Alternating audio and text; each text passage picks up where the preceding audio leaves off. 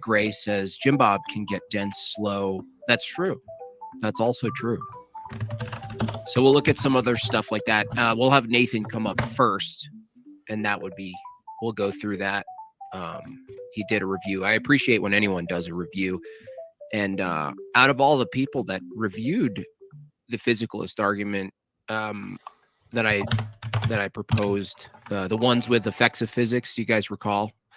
I've since revised it to be a little more strict. But most people who reviewed it, they kind of scoffed at it and laughed it off. And Digital Gnosis didn't do that. He didn't agree with the argument and had some critiques, but he didn't scoff or laugh it off. So he gets a W for that. How's my audio? Is it okay? We can actually bring in Nathan now. For those of you who don't know, if you're just tuning in, the argument I presented in arguments against atheism, episode 1 goes as follows. Premise 1, effects of physics are not true or false. They're not truth apt. They're just events. Under physicalism, evaluations and propositions are effects of physics. Conclusion, evaluations and propositions can't be known to be true or false, essentially like that. Now, I've revised the argument since then, and I realized that saying effects of physics is actually granting way too much. So I revised it not for the reason you'd think if you were in opposition to me. I actually take Nathan's approach, which he stated these things that we're referring to are events. They're events. So we'll bring Nathan on, and I want to do a time discussion, Nathan, just because I have things to cover, and I know these things get bogged down, and people who aren't into this deeper philosophical conversations get bored quick. You know what I mean? So I'm actually going to set a timer. Here's the link, Nathan, if you want to jump on.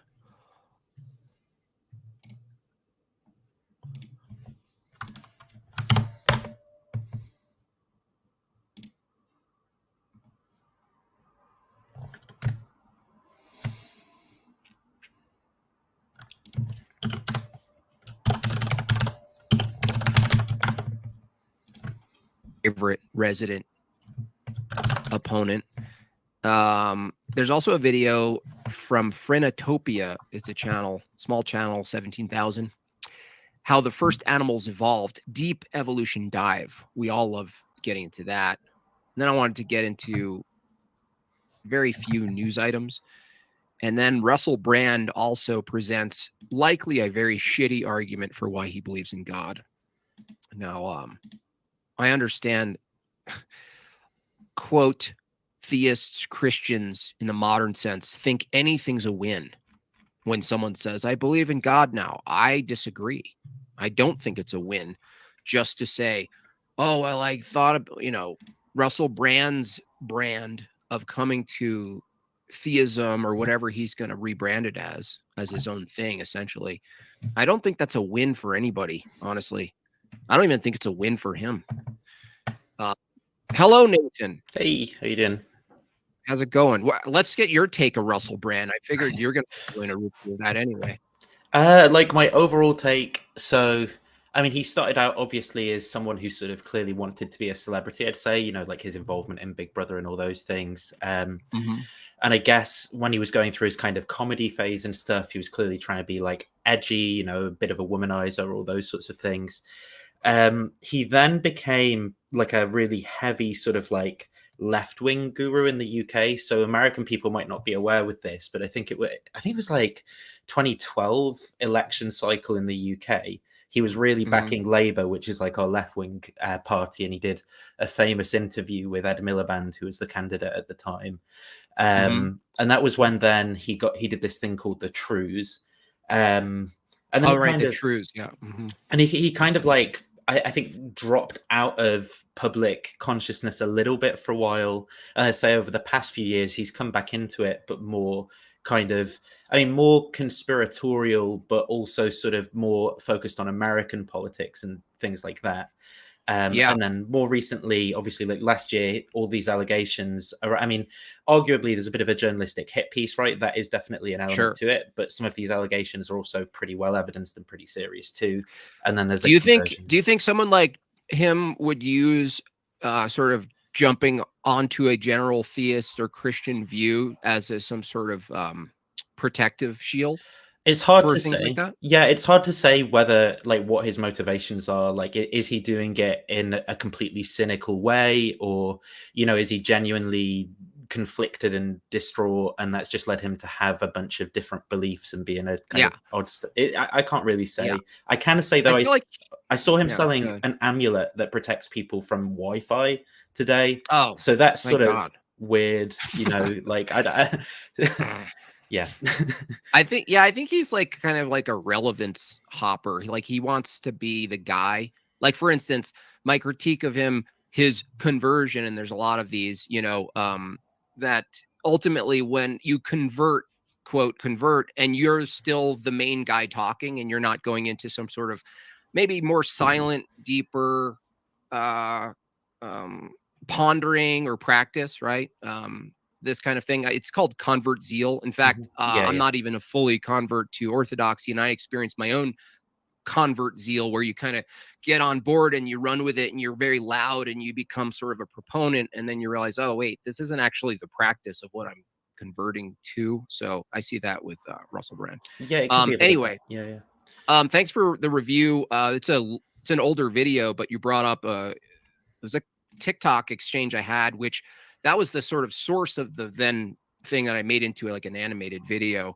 And the argument was something like effects of physics under physicalism are not truth apt. They just happen. You called them events. And then under physicalism, propositions, evaluations are themselves events. I called them effects of physics, but listening to you, I realized I could call them events. It's even more reduced, in fact, to call them events, right? Yeah, I mean, like, I sort of think I get that. I don't think it's like crucial to the overall point that you're making. And I get what you're trying to get at. And I'm sort of happy to call them effects or events. I mean, or physical states or something like that. Like, what Yeah, as long as we're sort of signed up to the same sort of thing, and you're not saying something I think is like really crazy. sure. Yeah. Yeah. What? How about what if we even gotten more strict down to an either or that their reference? Yeah, I'm not sure about that. Because I'm not sure. The reason I go that Yeah. direction is because I think for my argument to get really kind of strict and reduce down something you have to engage with is if say like truth itself, not just whether something's apt, but whether or not you can actually discern that it's apt, Mm, that you need a distinction between a referent mm, and a reference. And the referent in this case would be a set of events or one event or an object or anything external to you that you're observing. I would call that a referent, and yeah. then a reference would be the way in which we're describing the thing, even whether it's a first order statement about it or second order and so on. That requirement of a distinction. Would you agree that a referent distinct from a reference would be required for anything to be called even truth apt? No, so I have a like, my view of language is non-referential, right? But that there are certainly, I mean, there are physicalists. So, like my friend James, I mean, he has like a referentialist or a representational view of language. That isn't Mm-hmm. a view that I have, but I mean, I think it can still be made consistent with physicalism and naturalism. But Okay. obviously, because I don't agree with those views, I don't think they're sort of like required for a view of language. Okay. But under physicalism, if you're consistent, not a view someone could take, but if you were to be very consistent under a strict physicalist view that all things are just kind of reduced to physical phenomenon, cause and effect, something mechanical, that what we call effects of physics or happenings in the world or events. What I'm trying to get to is that the very event of we call an evaluation or even a proposition that comes after an evaluation, both of those things under physicalism would themselves be physical events, wouldn't they? Yeah, like any account of them. It depends on what you mean by physicalism. I mean, I'm going with like a reductive view, right? And yeah, so any account of what's going on when those things happen is going to be reducible to physical states or events. Yeah. Sure. So then that's the thing where, like, that's why I pointed to like tornado.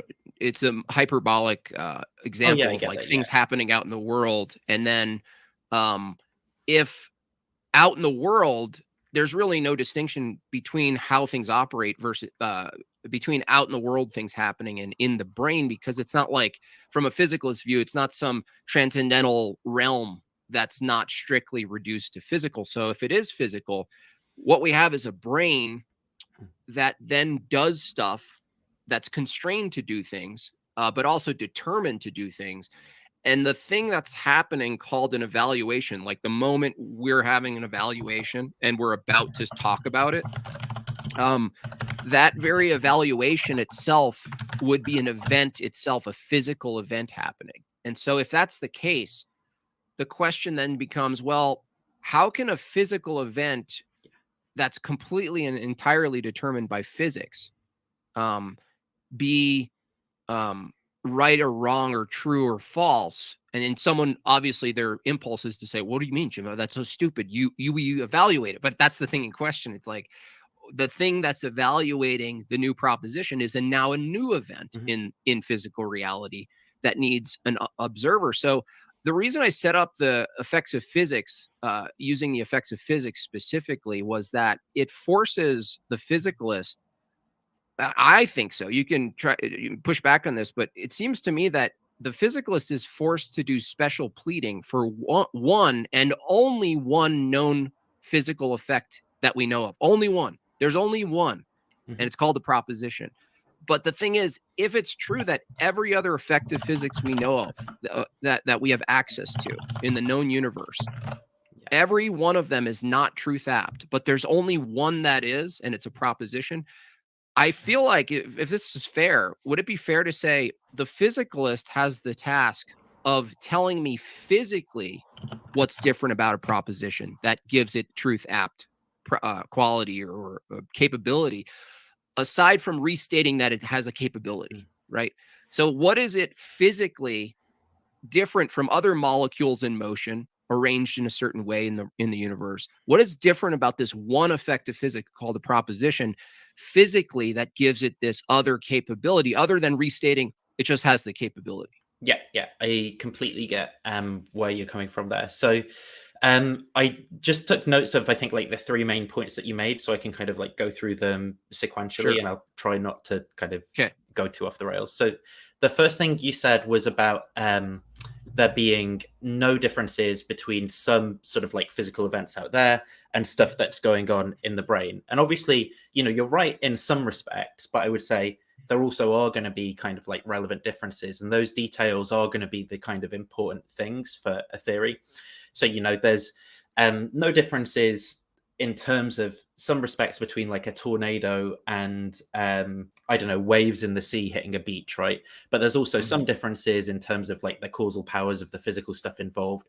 The fact that there are differences doesn't immediately lead us to sort of conclude that there's something non-physical involved. It's just that, of stuff that's physical, there's lots of different stuff. So I want us just to kind of focus when it comes to the brain and language and behavior to see if we shouldn't just rule out non-physical stuff, I don't think, but I also think we should focus on what the relevant physical causal stuff is that we're observing too. Do you wait just right there? Don't you think a physicalist should rule out non-physical things? So I mean, obviously, if someone is committed to physicalism, then they believe, in that, and they think that there are no non-physical things. But what I mean by rule out is sort of be doxastically closed, like, be bigoted, not be open to the idea they might be wrong, or not consider alternative metaphysical models of reality, right? So I don't think you should just sort of like rule them out without considering them and just call everyone stupid or something. I think you should probably think about them and have good reasons for why you disagree. Right. Okay, so yeah, the distinction then for the physicalist, and even if you don't hold this strict position, just like put on the hat for me. What would be the meaningful distinction between physical events in the world and a proposition such that the proposition has the capability of being truth apt, given that essentially, when it comes down to it, it's also just another physical event, completely determined under that view by laws of physics and chemistry. So what is it physically about a proposition? Would you think a physicalist would answer? What is it physically about the proposition itself that gives it this capability, other than restating that it has the capability?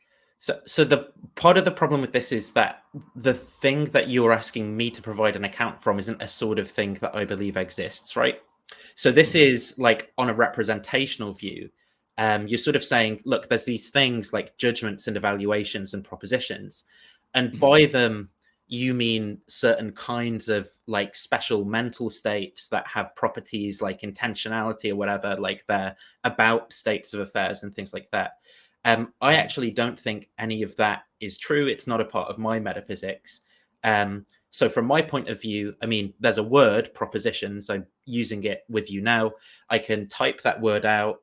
I can make noises with you that you can hear, and they're a part of, you know, a complicated behavior of sound perception and responses, and that we both know.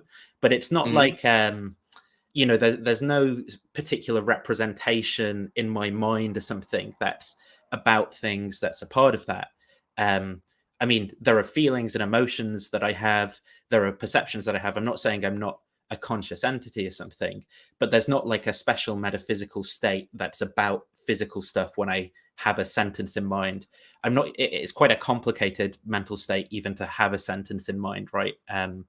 So I don't... Well, but under physicalism, like it sounds like there's two views here. There's a view that you hold that's not identical to someone who's like the strict physicalist, because you're like, well, there's conceptual reality and it's not reduced to physical. Oh no, I think it is reducible. Yeah, that's what I... Oh, okay. I'm so saying... that's what I'm saying. Yeah. Well, I think though, what I'm trying to avoid is when we use words like proposition or true or whatever, that we don't accidentally smuggle in like a bunch of metaphysical commitments with them. So say that again. So that we don't accidentally kind of bring a bunch of metaphysical commitments when we say a word like when we say a sentence like there are propositions, or there is truth, right, or something. Well, I agree that there is truth, but I think that's kind of ambiguous. Is that a metaphysic? I just want to, because the first part kind of got me thinking, is like, how do you determine whether you smuggled in extra metaphysical assumptions versus necessary ones? Like when you say truth exists, do we both agree that that's actually a metaphysical statement? Well, I think what you mean by that is that there's like a sort of property that's had by propositions or something, right? And these evaluations or judgments or whatever have that property or something.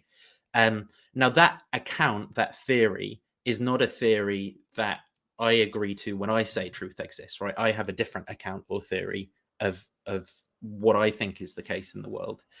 So I think that's where the disagreement is, in our theories rather than in, and maybe in what we mean then by words like proposition or truth, rather than... So then from your view, what's a metaphysical assumption and what's a non-metaphysical assumption, just to compare the two? Yeah, I mean, so a non-metaphysical assumption might be, well, a non-metaphysical use of language, I'd probably prefer that, would be, you know, something like if I said, do you think it's true that 2 + 2 is 4, right? In the context of that sentence, you know how I'm using the word true, and you know, you're sort of aware that the relevant responses are like yes, no, or I'm not sure, or something like that, right? Rather than saying like brick or something like that. A metaphysical sort of theory is going to be, you know, some kind of account of these things in terms of how we think the world fundamentally hangs together or something like that, right? Mm-hmm. So I think there are ordinary uses of language. I mean, a word like propositions may be a little bit more special in that it doesn't seem to be used too much by ordinary people. It's more at home in philosophical discourse. So when a physicalist says truth exists, they have two options. They either say it exists and they have to have some sort of ontology for it, that's physical, or they say it doesn't really exist. It's just sort of an illusory statement, which takes them out of the argument if they're debating anyway. So if it's the former, how do you think a physicalist would say truth exists if they had to reduce it to something physical? Yeah, so I mean, the way that I say that truth exists is sort of multifaceted, right? For example, that's a word. I just said it to you physically, like truth, truth, truth. Every time I say that, I'm making noises with my mouth. I can type it as well. I can hit the keys on my letter, and that's a physical process involving my hands and the keyboard in front of me. I can write it, and that's a physical skill. So I mean, for me, that's what it means for truth to exist. Okay, hold on there. So let's say because you can do these physical things, I'm asking a different question, not the medium in which you convey truth or not truth. By the way, the things you listed can also and many times convey not true things. So things that are physically expressed in paper, like one of your followers commented on the video you reviewed, and they said, so if I write down a sentence, right, isn't this an example of truth being physical? No, that's not, because the ink itself isn't identical to the meaning that's attributed, that's used, right? So when I ask a physicalist in what way truth exists, they have to, if they're consistent, have a location, correct? Sort of. I mean, in the sense that there wouldn't be any occurrences of true sentences without there being, or of people using true. There wouldn't be any occurrences of people using true language or having true thoughts that didn't co-occur with some physical states. Right. The codependency isn't what's in question. The question is the actual property physically of the thing we're calling truth. But we disagree on that point, I think. So on your view, there is some singular property, right? That's like a thing. That's what it means for there to be truth. Whereas on my view, there's no singular property. There's not like a thing called. So when I say there's truth, I mean by it that there's this word in language that people use, right? Whereas I think you mean by it that there is this property that things have. And I think that that's a feature of the grammar of the word and what grammatical role it plays in language. Right. But let's take a physical object like Apple, and we have a universal that we attribute to Apple, and well, not on my view, it has well, I mean, if I said, Nathan, go get an apple, you wouldn't pick up a guitar, right? Yeah, we can communicate, but I think that is, again, I think like there is a universal, like I think that is very metaphysically, heavy language. It might mean, I don't know exactly what you mean by it, but presumably you mean some sort I'm saying shared that conception. So even to say particulars exist, like an apple, a singular apple. If I said, Nathan, go get the singular apple you know of, and you're like, well, that's crazy because I actually don't know of any other apples. It's a miracle that I was able to even call it this. But let's just grant that you're able to call something an apple without a reference to a volume of apples or a universal category of apples. You just found this thing. You're like, are you talking about this thing, JimBob? And I go, yeah, that's an item that you can hold, and we can describe its color, its consistency, its crunchiness, its sogginess, and so forth, its size. Now, a physicalist would say, of course, that apple exists, that particular apple exists. But if they say a truth exists, under their view, I'm asking, and it might not be your view, but a physicalist view who tries to reduce everything that we refer to some sort of physical state or some physical item or a collection of items. What I'm asking is, what is truth reduced to under a physicalist view? And can it be, and should it be under physicalism, reduced to some physical things that not material necessarily, but something physical, like the light is physical, but we wouldn't argue maybe it's not material, but like under physicalism, it seems like a consequence of the commitment would be things like truth, information. We had a debate about this years ago.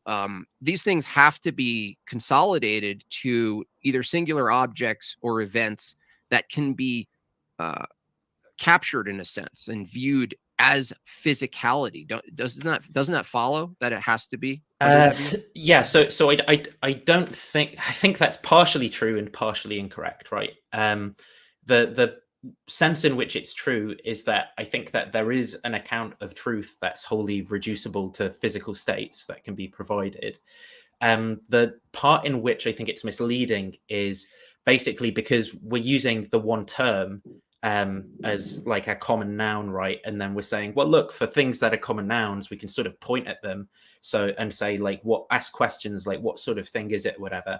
And I think that that is a grammatical quirk. So we could do it with you know, the NFL or something like that, or the football, right? We could say, I mean, arguably, you might say, you know, the NFL is entirely physically realized in terms of, you know, the stadiums that make it up, the teams that make it up, and, you know, they have money that's either in the bank and they're made up of players that are human bodies and things like that, right? But if you said we could say what's not the NFL. Oh, sure. Yeah. Well, I mean, I can say, for example, like, that is not truth, like, and point to so, but the point is, I could also ask the question, where is the NFL, right? So that there's sort of examples of things that we can use as like common nouns and say, and ask questions that have this grammatical form, like, where are they, or whatever, and they're wholly physical grounded. But the answer is a little bit more complicated about, you know, how you go about answering them. Well, there's a sense in which I can tell you where it is, but it's sort of incredibly complicated. There's not, I can't just say like there, you know? Yeah. I guess what back to the original argument is that it seems to me, and I've debated this with a guy named Grayson, who used to go by base theory. I brought up the reference thing, that when we talk, when we evaluate the world and navigate it, we're constantly interacting with is something external to us that we categorize and make sense of. And then we use logic and come to conclusions about the world, just simply put. And so, but that requires a reference that's not identical to referent. And that's why this distinction, you know, the laws of physics is just fine in getting people into a corner for this argument. As you've seen, the guy who I called in, you would agree he wasn't prepared for that exchange, right?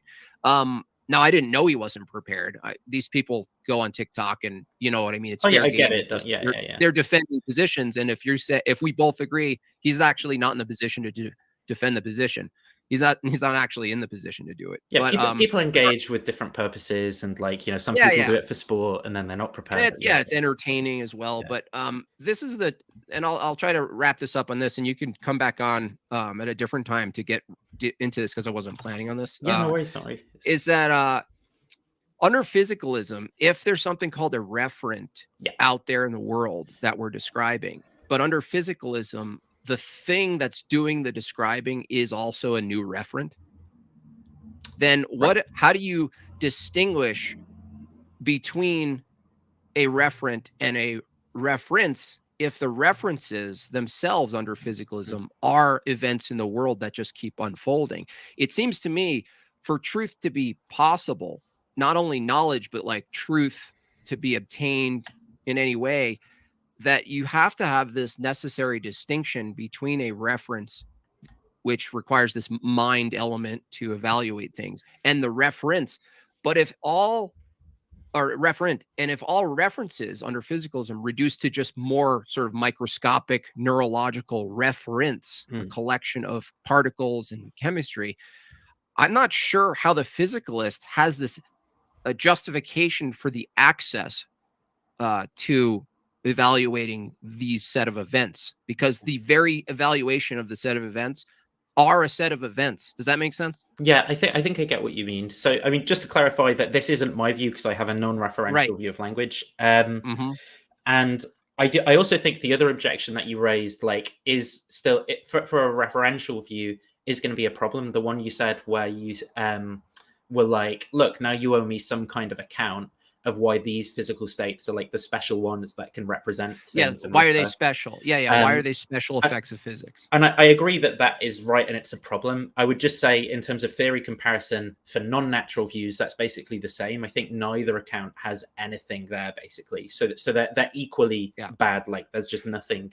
Wait, let's look at that real quick. Okay, so I think what you judge by what's bad, or let's say in this case, would be one that's not consistent with its own starting assumptions, because like physicalism to me is worse. Even if you took a general supernatural deist, like vague, like a Russell Brand approach to supernaturalism or something, that just the opening for something to even if you appeal to mystery, I'm not saying it's the best position, but just the possibility of something not being reduced to physicality is it's at least consistent with the supernatural view. But the physical naturalist view that has to reduce things to matter and physical things, if they can't reduce truth to physical, if they can't reduce the mind itself to a very strict set of engaged chemical reactions, or propositions themselves reduce it to things, if they can't do that and they need a magical thing called a proposition that doesn't actually follow the same rules as every other law of physics, it sounds like they're special pleading. Now, from your view, are you saying that the supernaturalist is just doing the same special pleading to the supernatural? Is that what you're saying? Yeah, I don't think I would call it special pleading in either case. Just, if the bare bones is just that they're saying, look, there's some representational entity. I think the point I'm making is that neither has any content to their theory, really. They're essentially both ad hoc repackagings of what they want to get. They want to say both there's representational states and they refer to things in some mysterious way, and I can't provide you an account of how. Yeah, I want to get clearer so I don't misuse the word special pleading, but it seems to me, at least from what I looked at, is that special pleading is giving one thing a special position while it sits in every other way in the same category as many other things or all other things that don't have that special position. And now I just don't understand how, if someone said effects of physics are virtually everything we know about effects of physics out in the world are not truth apt, and then they said propositions are effects of physics, I'm not sure how they get out of this. Can you tell me how that's not special pleading? Yeah, I think it's because they don't have any good reasons to think otherwise, right? So I think if they did have good reasons to think otherwise, and their only retort was like, no, trust me, bro, this is different, then that would be special pleading. So the problem's going to be that this is an informal fallacy, right? So sort of like whether or not someone satisfies it is always going to be a little bit up for grabs. Okay, but okay, what if someone says, well, no, JimBob, the difference between all other effects of physics and this one is that this one's propositional, it's truth apt. Right? Yeah. That's special pleading. Because the thing I'm asking for isn't your assertion of what it's capable of, because that's the thing in question. I'm asking the physicalist, what is specifically different physically about this one effect of physics? Because they have to describe it physically. Yeah, they can't tell me the capability, because we already know what the assertion of the capability is. I think it depends on the knowledge they have quite a lot. So imagine the following example, right, where you step outside your house tomorrow morning and there's a car parked on your drive, but you don't have an explanation of how it got there, right? And then there's sort of a few explanations that you could go with. One is that, some physical process where a person drove it there. And the other is that God sort of miraculously poofed it like onto your drive, right? Mm-hmm. Now, you don't know that someone drove it there. And so you sort of withhold, you say, I'm not sure, but I'm sure I'll find out that a person drove it and put it here, but I'm not sure at this point, right? But that you're not. Well, that's inductive, pleading. Right? Yeah, but you can do inductive reasoning for that. But I'm saying I think that's this the is case a little too. Oh, I think but this is a little different. This is different. Because what the person's doing is they're coming across a phenomena that they're not sure about. And then they're saying, look, I can't offer you a fully fleshed out account, but I'm pretty sure, that it will be fit because of my background knowledge. And here's why it's different. Nathan, here's why it's different. Tell me if you disagree. Yeah. It's different in this case because the car in this instance is an external thing that you're observing. But the thing in question in the argument is the thing that's doing the observing. So when you say a phenomenon, we call it a car, fine. Phenomenon called the sky, a tornado, this thing. These are all things happening in the world. The thing that's in question isn't a phenomenon you actually have observation of the same way you have a car. Like, we don't observe a physical thing called evaluation of propositions the way we observe a physical car. And so I think it's disanalogous because we can't use inductive reasoning to come to conclusions about the thing that's doing the inductive reasoning, because we have to assume that thing is already in its proper faculty and form, and we have to assume a bunch of other things, as you know, in the problem of induction. It's just that the thing in question here isn't whether you have a proper evaluation of a car and good reasoning for how the car got there based on background knowledge. Because swap the car, Nathan, with, under physicalism, an item called a proposition. Can we observe a proposition the way we observe a car? We can't. Yeah, it's a different mechanism, I'd agree. I think if the sort of question, right, is what sort of things are mental entities, then we should avoid assuming any theory, in our sort of investigation. So we shouldn't assume they're non-physical just because we have like a different way of observing them or contemplating them, however you want to phrase it. And we shouldn't assume that they're physical either.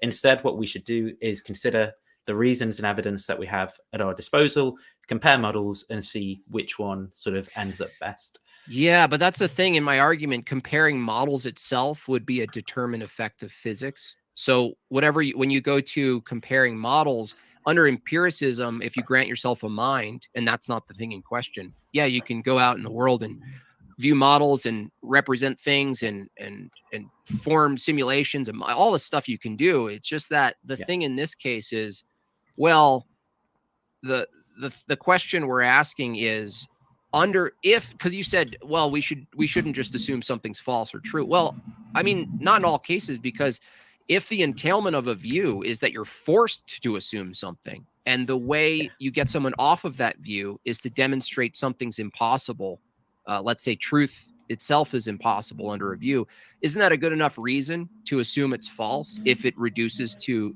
epistemic nihilism or the impossibility of knowledge? Isn't that enough to move someone off of a view? I mean, there's a few different things that you've said there. If something entails epistemic nihilism, should we not believe it? I'm not really sure. I mean, I don't think physicalism does entail epistemic nihilism, but I also don't think that if it did, that would be a reason not to believe in it. And then the other stuff that you said about, I mean, basically, I don't think that we should accept, question begging, right? I think that we should instead still compare our models. I mean, obviously, if you showed that you had to interpret your conscious experience under a non-physicalist paradigm, then that should convince someone that non-physical conscious states exist or something like that. But obviously that's not what I believe. I think that you can interpret your conscious experience just fine from a physicalist paradigm. I do all right with that kind of approach. Yeah, I guess we disagree, and we can save this for a future argument to get into this. But I actually do think that physicalism ends in the impossibility of knowledge. From that very argument is that if sets of events are determined by physics, and the effect of physics you call evaluating can't possibly be anything other than itself, because it's a caused domino effect, then coming to another conclusion that's not that would also be a result of other dominoes falling. And so this idea of argumentation and persuasion kind of relies on the assumption that we can change our minds with new information, and that to some extent we can choose intentionally to pursue new information. But if physicalism is true, all of that, what I just said, is illusory. It's sort of like a play. It's like on a stage that's just unfolding, that was written by physics. And ultimately, you couldn't know something's true if you held the belief. What you call a justified true belief would just be an effect of chemistry that lingers however long that chemistry maintains its law-like behavior until some other variable kicks in. And then you have this new thing you call a view that is ultimately just an effect of previous causes that you don't really have any power over at all. So it's like it goes back to the tornado. There are no true or false tornadoes. How could it be the case that a proposition, if it's purely an effect of physics or an event that's entirely caused by physics, how can it be a wrong effect? That would be like us arguing, Nathan, and saying, well, today's debate is between JimBob and Nathan, and Nathan thinks his effects of physics are true, and he thinks JimBob's effects of physics are false. Wouldn't that, now that sounds hyperbolic, but it's actually not really a misrepresentation of physicalism, even though it sounds goofy. It really isn't a misrepresentation, because all you're saying is, I have a set of effects of physics I had no control over, and so do you, and your effects of physics are wrong. That's like saying chemistry is incorrect. Yeah. To me, well, it's not my view. What you're describing isn't my view, so it would be a misrepresentation of my view. Okay. Okay. I mean, so it's a little bit like, the following. So I think when you say there's no true or false tornadoes, I agree with you, of course. And I think that is just a feature of grammar, right? And there's not really anything metaphysically interesting off that. So there's also no true or false souls. There's no true or false gods, right? But I think on your view, God is an immaterial mind that's capable of, having true or false thoughts, and souls are capable of having true or false thoughts that are propositions, right, as well. So well, I would correct you there, but I understand what you're trying to get to, but I would deny that God, the way God's mind ultimately operates is like our mind. Oh, yeah, well, we'll just use souls then. Gotcha. The point is that it's because we're not expressing a full sentence, right? Instead, what we're doing is we're just using a singular noun, and that's why, we're like, oh yeah, when I say the word tornado, I wouldn't say true, like, because I'm not actually expressing a sentence in any way.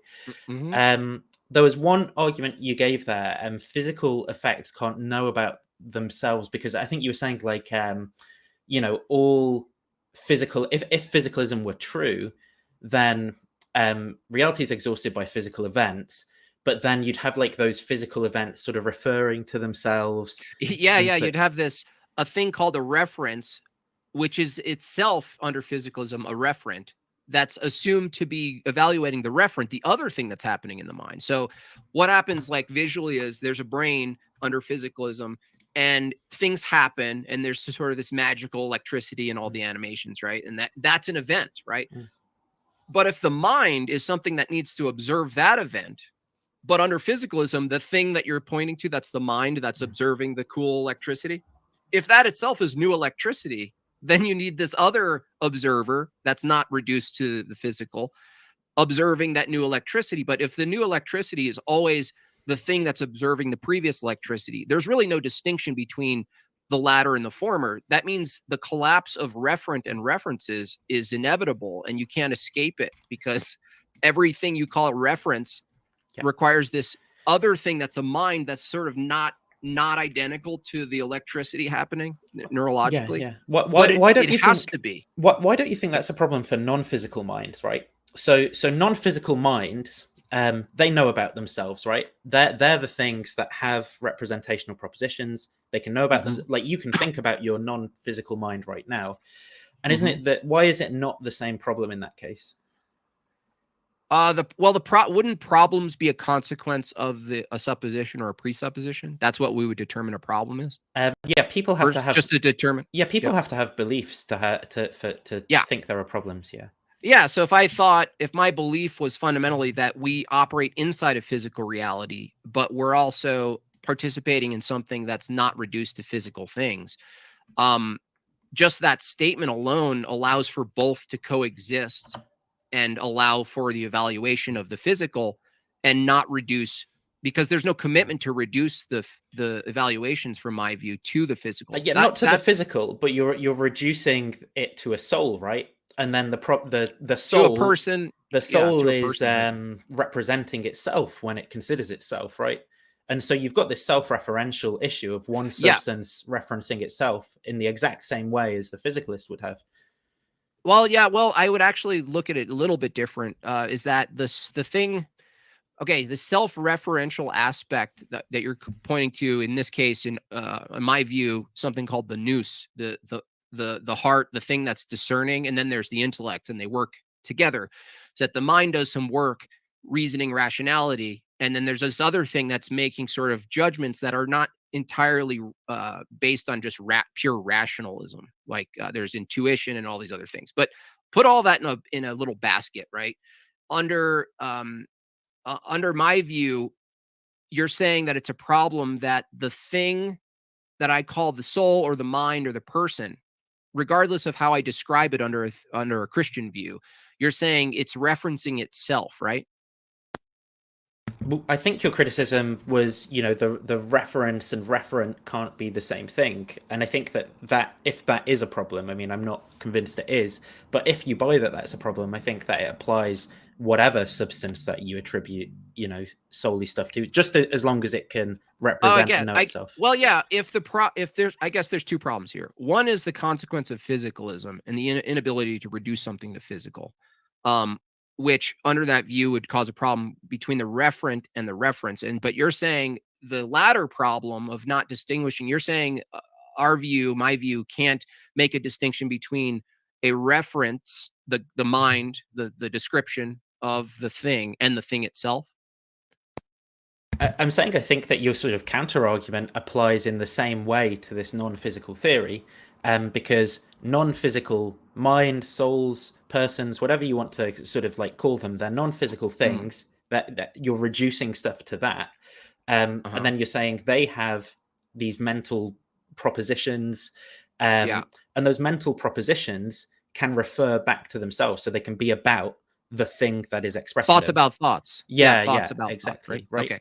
Yeah. I think from my view, we can have thoughts about thoughts, and that we're not referencing, from my view anyway, that we're actually not referencing a lot of times our own thoughts as if they're ours. That under my view, there's a metaphysical, let's say, supernatural aspect that allows us humans in particular to engage and interact with transcendental categories. You've heard this phrase. I know people hear the word transcendental and they're gone, but these categories that are out there in a sense, and I don't mean in a completely platonic way like floating items. I just mean, for the lack of a better term, they can't be reduced to locations and physical objects. And so the fact that, from my view, is that we have access to those things, and we could say that we're participating in a sense, the mind of God, not like directly swimming in the mind of God, but when we think, we're in a participatory activity.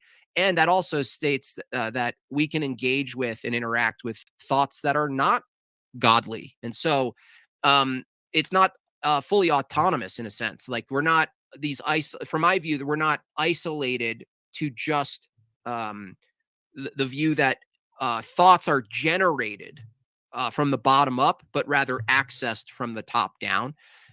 And that would be the paradigm shift, is like, from a physicalist view, it has to be autonomous, built up. And if that's the case, things like truth are just epiphenomenal effects of brains, and they're not really the same. There's no sameness of truth inside people's brains. Whereas in my view, we're accessing and discerning and discovering. This would apply to math, information, knowledge.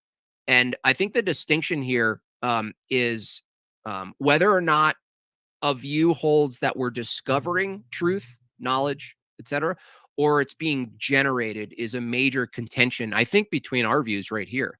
Is that, from your view, it seems to follow that things like truth, knowledge is all generated from the organism itself, and then cross-reference with other bottom-up generated senses of truth. And you going, oh, I have the same thing, right? Like, we match. That's cool. Let's call ourselves atheists. But that would be the same thing happening with Christians anyway. There would be really no arbiter between the truth of the two views. It would just be about bottom-up agreement of truths, which would be different than truth is something human beings discern. Math is something we discern and discover. We don't invent it. Laws of thought, that comes up. Laws of logic. There's a consequence to holding the view we generated and created the laws of thought, right? That's an absurd position, because that means if it's conventional, you could actually change those laws based on what your goals are, but that would be a performative contradiction because you'd be using those laws. So I don't know, that was a lot. Sorry. Yeah. So the problem that I raised was you have this kind of counter argument to referentialist physicalist views.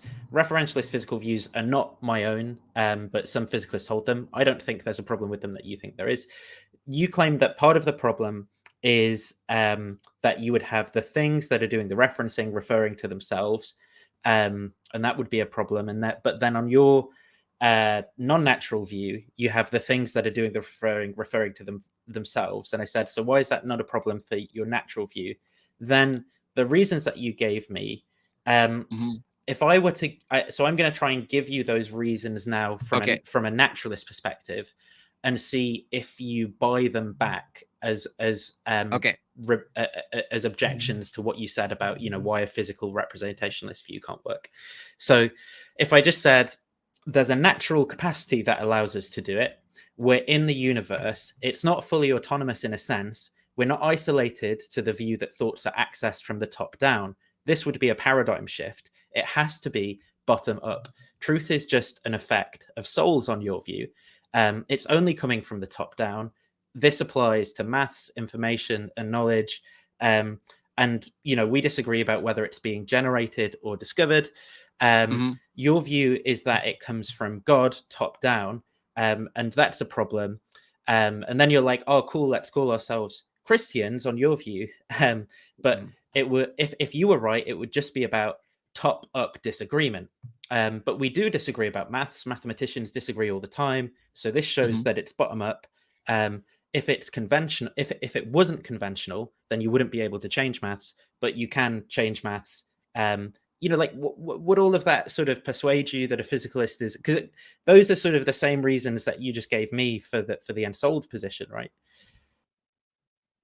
So I guess maybe I didn't answer the question clear enough. Your question is, under your view, don't you have the same thing going on as far as self-referential, right? A self-referential mind, let's say, that's like always looking back into itself and observing itself in some sort of infinite process or something. So right? I mean, it's referencing itself. In my view, the sentence people refer to themselves is a true sentence. But because I don't have a representational view of language, there's no sort of metaphysical account of self-reference. Yeah, I guess the question, I don't know, I'll explore the self-referential thing as a problem or not a problem, but maybe would it be fair to say that as a problem is a different problem than the thing you're appealing to as the mechanism for what's happening? So like the consequence of self-referential position, whether Christian has the problem and the physicalist has a problem, is that a different problem than the thing that you have to appeal to as the mechanism that's actually doing the processing? Because in my view, the physicalist doesn't have access to the propositions based on the consequence of a mechanistic system, that things are just unfolding. And from the Christian view, things are being accessed as opposed to unfolding as a mechanistic machine, so to speak. So I feel like I think the referential question is good, and maybe I'm just have to think about that more. But I do think it's a different question than, okay, what is the thing under physicalism that you're even calling self? Like when we say self-referential, I'm saying under physicalism, there is no self. There's just a machine of dominoes or all the way down that's just kind of like unfolding based on its chemistry. And if that's the case, things aren't really discovered at all. They're just sort of like an epiphenomenal set of micro events in the brain, and then the illusion that other people share that experience, and you call that truth. Oh my gosh, that's so true for me. Like, you know what I mean? Like that's all that's happening is some sort of like weird electrical exchange of similarities or something like this. To me, that physicalism can't even account for self-referential. Even if the position, Nathan, was self-referential is a problem, I think what I'm saying is under physicalism, the term self-referential isn't even accessible, that there is no self. There's just a bunch of its, like objects and events that follow from the its. So there's no like Nathan or JimBob, or I got to think about that. the idea of I got to think about that even under physicalism would be an illusion. I don't think it's an illusion under a Christian view. Yeah, pretty obviously, I don't think that is right myself. I'm a physicalist, and I think that you exist and I exist, and I think that sentences like that are sort of just fine, right? So, I mean, all that stuff you just said, maybe it's a problem for some people's views, but definitely not my own. Do you think math's invented? I guess the simplest answer is just say yes. Yeah. But you would say, because people ask this question or state this question, I say, well, no, the language that you call math and the symbols, that part's invented. But the thing that's the consequence of logic isn't invented. Yeah, math is possible because logic. Yeah, I don't think math reduces to logic. I think all projects that have attempted to do that have failed. And I also just think it's a much worse theory given what we know about the history of mathematics and from the field of linguistics. So do you think we could have discovered math without the laws of logic? Yeah. Really? There are cultures that have some forms of mathematics without logic. There are cultures that have some forms of logic. Wait a second. Wait, I'm interested in this. What culture is able to do math without appealing to the laws? The Piraha count to 1 and 2, but no further. And is there? Wait, hold on. Is there a difference between 1 and 2? I know the tribe you're referring to. We'd have to speak in Piraha, but essentially it's like 1, 2, many, many, many is their system. And then the other culture that I'm referring to is one that some Soviet linguists studied. I could dig it out for you, but essentially they had categorical logic, but no forms of mathematics. So what for the tribe, right? The Papua New Guinea tribes that only have 1, 2, 3, and over 10, essentially, without the distinction 10. What law of thought out of the classical laws are not required and present for them to come to that system? Any of them. I mean, they don't speak English, and all of those laws of thought are given in English. Wait, so the law of identity is not present for them as a precondition for them to say 1 or 2? No, they speak Piraha. No, the law of identity itself, that's an English sentence. The law of identity. No, that's a description. I'm saying, are you saying that the law of identity is just identical to its description? It's an English sentence, yeah. So does a law of identity exist before the English language was developed? No. No, the law of identity did not exist. No. So did the process, was the creation of the law of identity a process? Yeah. I mean, do processes require to uphold to the law of identity non-contradiction to be a process? No. You can have a process without it being following the law of identity non-contradiction? Yeah, I think so. I mean, it's pretty weird to imagine stuff like that, but yeah, I think so. Well, because the thing is, if you say the law of logic, the law of identity non-contradiction didn't exist until the English description of it, or whatever the ancient the philosopher that put it out into 3 bullet points. What I'm saying is that the thing that they're referencing is not the actual reference itself. Yeah, the thing that's I understand being referred the point. to. Yeah, I understand. Yeah, I understand the point that you're making. Like before like humans existed, from your view, was a thing itself and couldn't be something else. Wait, sorry, what's the question? Before human minds and language developed, yeah, did the world operate according to the laws that things could only be themselves and not other things? I don't think that's a law, but I would say that is the way the world was back then, yeah. But if it was the way the world was back then, did the invariant behaviors, were those behaviors invariant such that we could have the world today? Because, like, for instance, when you say a process occurred, I take it you take an evolutionary view that all matter at some point became alive, and then all alive things became other things, and so forth over this long course of time. What I'm saying is that process itself couldn't actually occur unless it abided by a law such that identity maintained over time and was able to change. Like, so something, you pointing to an organism and it saying it changed is to say that there's an it an item in the world that is at the effect of its own mutations, in evolution, the effect of its external reality.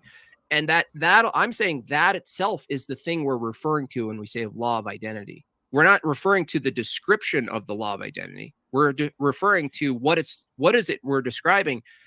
I'm saying that there's no way to coherently argue a process existed in the past that produced something else without it. That process needs to strictly abide by law of identity, non-contradiction, because it's not a propositional issue. It's a matter of these objects in space and the effects of physics on these objects maintaining some invariance. Yeah, I think what you're talking about, rather ironically, as reference here, is a feature of language, right? So, when you say process and stuff, I think you're just offering me more and more sort of words and verbal behaviors.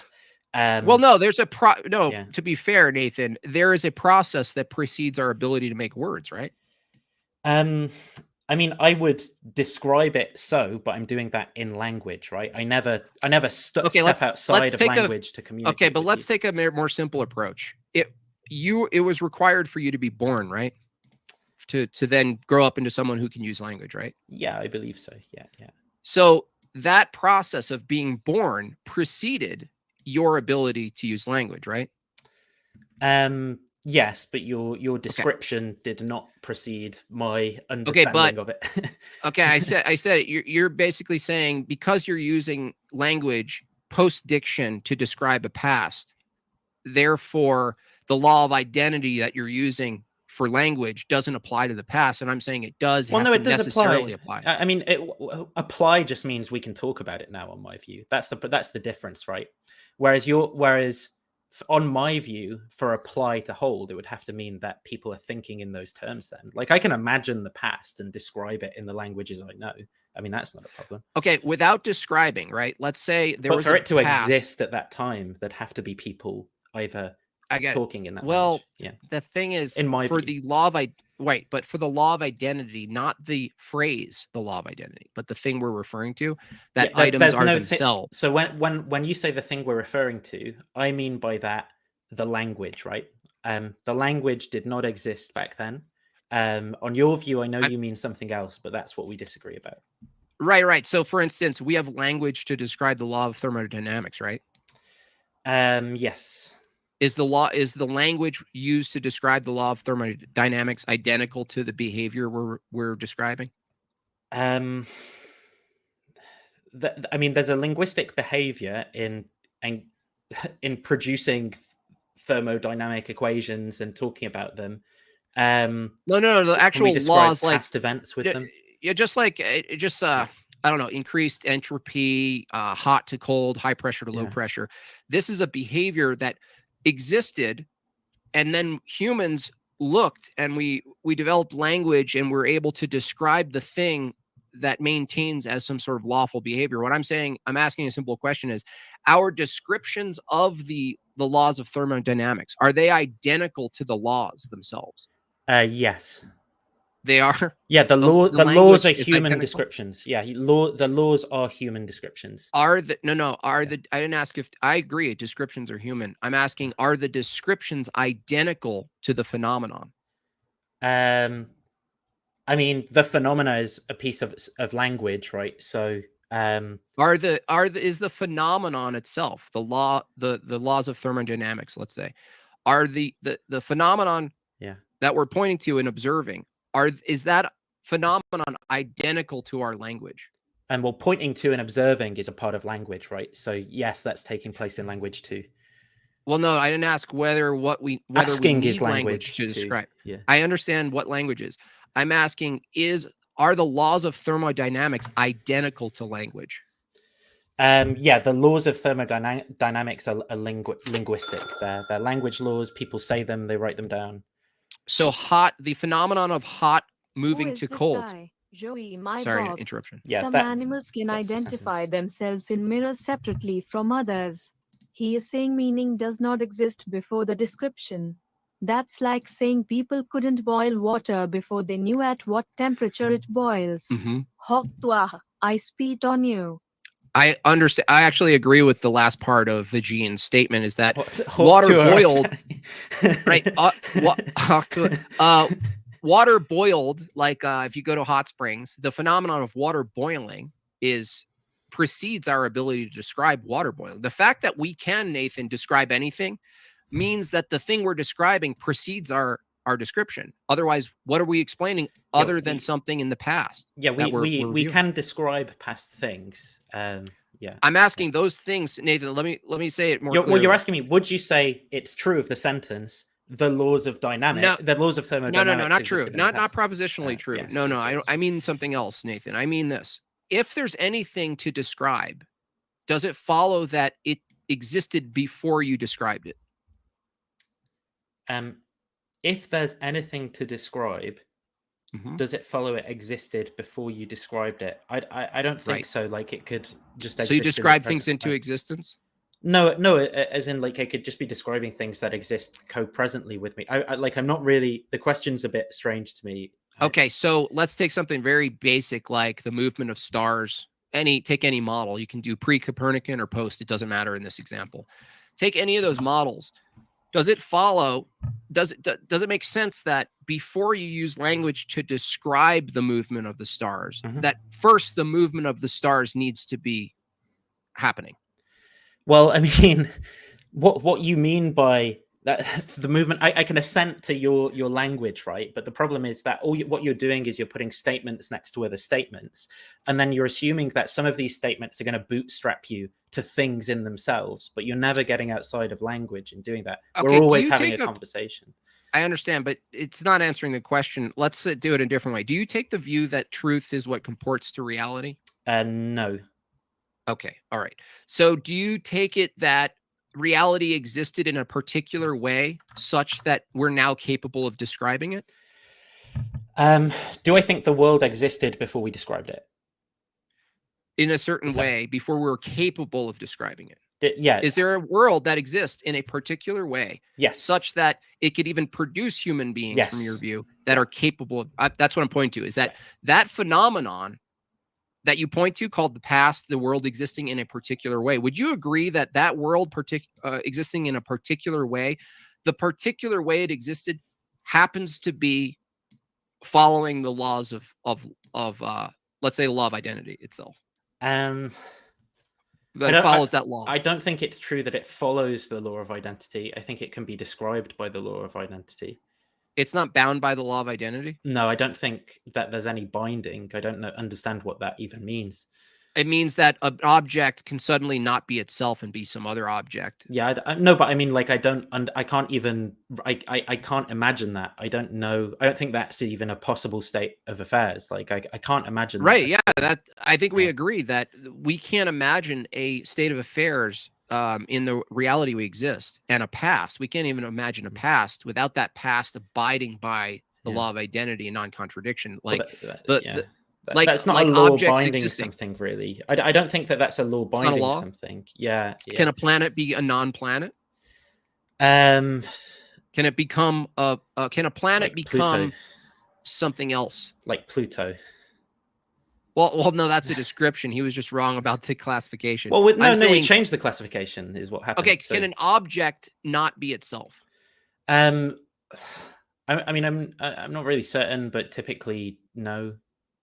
Okay, so in the past, for us to reference the past, a past that operated a certain way, at least you concede that objects themselves, without naming them, just because object itself is a linguistic term, but the thing itself that we... Did evolution exist before we formulated the theory of evolution? That's kind of the question, right? If you hold the process of evolution as this long process that produces what we have today, did the process exist before we actually named it? Yeah, I think that's a true description of the world, yeah. Okay, so that means there was a process that did. Now, could you have evolution if evolution suddenly violated all three laws of logic? Maybe. I don't really know. I don't know what I'm being asked to imagine, to be honest, but maybe. Well, I'm saying the process that you refer to, called evolution, right? Yeah. Changes in allele frequency, mathematically impossible mutations over time that produce positive effects on organisms. all the things that you assume in evolution, I'm asking, could that even be possible without that process abiding by the 3 classical laws? Yeah, and I'm saying maybe that would just pop into existence one second, that it's true that evolution is true, and then it pop out of existence something. I don't really know, like, because I don't know what I'm supposed to be imagining. Like, gotcha. Okay, so you couldn't imagine anything if it did violate the law of identity. You couldn't imagine anything. I really struggle to, but I don't think that. I agree. I agree. That's why, Nathan, I think because we both agree on that, because it's impossible to imagine a past without a past that doesn't abide by the law of identity. It doesn't seem like, it seems like a very trivial, non-controversial point to say, and I agree that the past itself, as I know it, as I believe it to be true, did abide by these laws. It didn't violate any of these laws. Well, I think it's because you mean something else by that, right? When you say it's bound by those laws, it abides by those laws. You mean something more than it's a true description of them. You mean like there's a thing. There's something something necessarily has to be the case. Previous to our descriptions, like we call this a state of affairs, right? Like a. Well, I personally, I mean, maybe you do, right? I have no idea what that even means. Like, I don't know what the relationship between that thing is and everything being equal to itself. Like, that just doesn't make any sense to me. Like, so there's a thing that exists. Like a mutation, like in evolution. Nathan, no, before the universe you're talking, right? So before the universe. No, just the past. I'm granting the universe exists. I'm granting it exists in the way you need it to exist. If you take it off the case of evolution, I'm just talking about what you're saying, the language you're using around the law of identity binding the world to it, or causing the world to have to be identical to itself or something.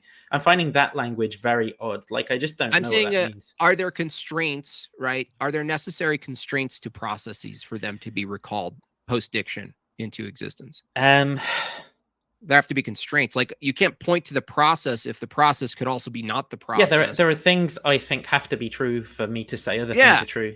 Yeah, like evolution, like something you called a mutation has to. They couldn't be not mutations for you to appeal to a past that has mutations that cause some phenomenon. You'd have to say a mutation couldn't suddenly be a banana. Yeah, there's a set of descriptions that I believe in that are connected to another set of descriptions, into like that requires items, particulars to be themselves, such which are that words, items, and particulates, right? Like, okay, good. You know, do you have it? What do you answer to this guy? I want to let the atheist answer this question the way, and I'm going to see if he would answer it the same way I answer it. I'm not 100% certain, because I mean, I think the best way to go with it is to do something abductive, right? And to say, look, the best explanation of all of this is going to be theism. But I don't know if that's the approach that you'll go with. I think you'll say, what would I say to this, Nathan? No. What would I say to this? Well, I think you'll probably say something like it has to be, grounded in a mind, like all the true propositions or something. It's going to be something that's minded and creates the world, and it creates all the concepts, or gives us all the concepts, or something like that. I suspect. I would say that I would answer something like that if you asked me if we were talking about that. To me, I'm looking at this statement and going, none of this proves God is real. In fact, that's not the purpose of this engagement with Nathan. Isn't actually, hey, Nathan, jump on. I'm going to prove God real.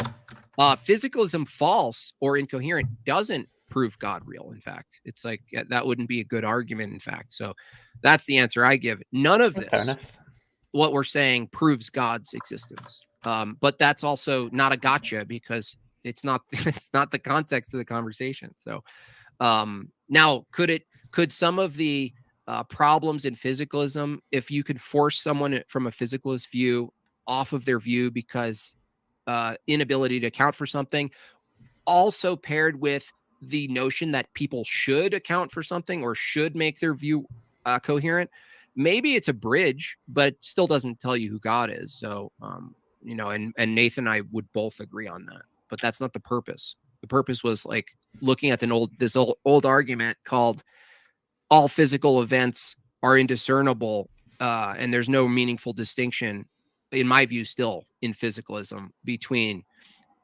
a set of events that are completely predicted by by nature, by the laws of physics, and propositions, which are also in the category of effects of physics. Still to this day, nothing against Nathan, still to this day, I haven't had a physicalist on who can give me the meaningful distinction about a proposition that it's still in the category of an effective physics, but it has some strange altered capability that all other effects of physics don't have. And how is it explained physically? And it just seems like it's a tough question to answer. I think it's impossible to answer, but I haven't talked to every physicalist. I do think if you just sort of, again, not my view, right? So on my view, I guess I don't have to provide an account of representational stuff, but I do think if you just introduce some random noun, you're sort of on as good ground as the non-physicalist is, right? So they just say, oh, there's these things called souls that do that. And you can just say, look, there's natural property X. And you've both got just nothing but a word that you're now using. I understand that part, but that would be different because if we said we have a soul, even if you, the supernaturalist can't reduce the soul to parts or items or physical phenomenon. But the question of whether you have a soul and you're referencing something similar to the physicalist referencing a noun called a mind or a proposition, the question really is, well, under the Christian view, in this case, my view, is it the case that our soul and our propositions are completely dictated by physics? Isn't that a different assumption than the physicalist, which it has to be the case that all of these things are determined by physics? If I said that would be a difference in the views, the fundamental difference in the views would be that one saying. I'm saying the consequence, So you agree that the consequence of the physicalist view isn't the same. The entailments of a physicalist view isn't the entailments. They don't share the entailments of a Christian view. The commitments are, but with respect to basically, neither view having any account of how any of this is supposed to work. They're both basically the same on my view, right? I think they've both just got empty labels that they use for entities that I don't think. I think there's like you could explore that in a general sense, but in a more specific sense, I think there are the entailments of all things being caused strictly by physics. Has a problem epistemically that the Christian view, or I would even expand it to other theist views, that they might not have because they're not trapping themselves in utter mechanistic determinism. Well, I mean, imagine I could do the same thing, right? I could say like the physicalist doesn't trap themselves in solely magic, in utter solely magic, because really that's not a reason to reject a view. It's just like a pejorative, rhetorical pejorative. But they do. I would disagree there. I'd push back. I would say the physicalist does appeal to magic because the Christian does appeal. The Christian does appeal to magic. The physicalist does appeal. If you define magic in a your definition of magic is the physicalist, yes, they appeal to magic. But this is a problem with the physicalist view. How do you think your best definition of what a physicalist would say magic is? Well, I think that they would distinguish between two different senses of the word that they'd use, right? Would they presuppose physicalism to say what magic is? It depends on the case. Like, I think for example, if someone does a magic trick, right? I think that you and I would both assume that there was something to the trick that we didn't understand. Yeah, because we know what a magic trick is. We know what a magic trick is. It's actually deliberately an illusion, but this is different than if I were to ask a physicalist, like you're a naturalist, right? I use physicalism and naturalism interchangeably. So you don't believe in miracles. You would say that's magic, right? I mean, in the sense that, like, I might say, look, this team winning sports ball was, magic, or was a miracle, like. Is it fair to say, under your naturalist view, a miracle would be defined as something that hasn't yet, I'm saying something that cannot be explained by the laws of physics and the regularity of nature? Not that we don't know what it is and maybe in the future. I'm saying definitionally, would you hold the view that a miracle is something that can't definitionally be explained by the laws of physics and the regularity of nature? I wouldn't agree to that. No, I would say what would you call it? I'd say a miracle is an event or phenomena that's worst explained by physical explanations than it is by non-natural explanations. So wait, say that again. A miracle, under your view, is what? An event or phenomena that's worse explained by physical explanations than it is by wholly physical. It's worse explained by wholly physical explanations than it is by non-natural explanations. Explanations that appeal to non-natural entities like spirits. Okay, so you're granting some room for, not that the explanation is true, but a supernatural explanation might be superior. Yeah, exactly. Than the physical. Yeah, and then I'd grant if I thought it was a better explanation. Then it would commit me to that explanation being true. Yeah. Okay, and your standard for one explanation versus the other, the one that you're holding to, naturalism, an explanation under naturalism is something that can be explained by the laws of physics and the regularity of nature, right? I mean, something that's going to be consistent with that. I'm not saying that you have to necessarily be able to offer what those reductions are or bridge it. I don't think that there's like. But that would be a good explanation under naturalism. Like, not for necessarily, you to say, right? For example, I might ask, why did this fall down when I dropped it? And you could say it's because it's being pushed by magnetic force or something. I'd say, well, that's a bad explanation. It's a physical explanation, but it's a bad explanation because it's being moved by gravitational potential energy and gravitational fields and things. So, right. So that's all physicalism, though. That's still natural explanation versus other natural explanation. I'm saying ultimately you're still putting them in the same folder, that a better explanation is still under a view that's not a miracle. A better explanation that's not a miracle is essentially an explanation that explains or is explained by regularity of nature, laws of physics. I mean, that's not the principle. Rather, the principle is going to be something like it's something that coheres with your background knowledge and things like that. Induction.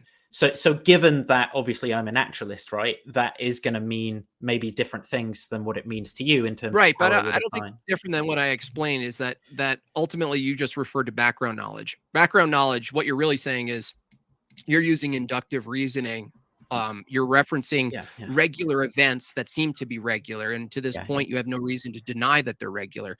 I think there is a relevant difference, and it's that the criteria isn't, is this a physical event or not? That's like a virtue of a theory or something, right?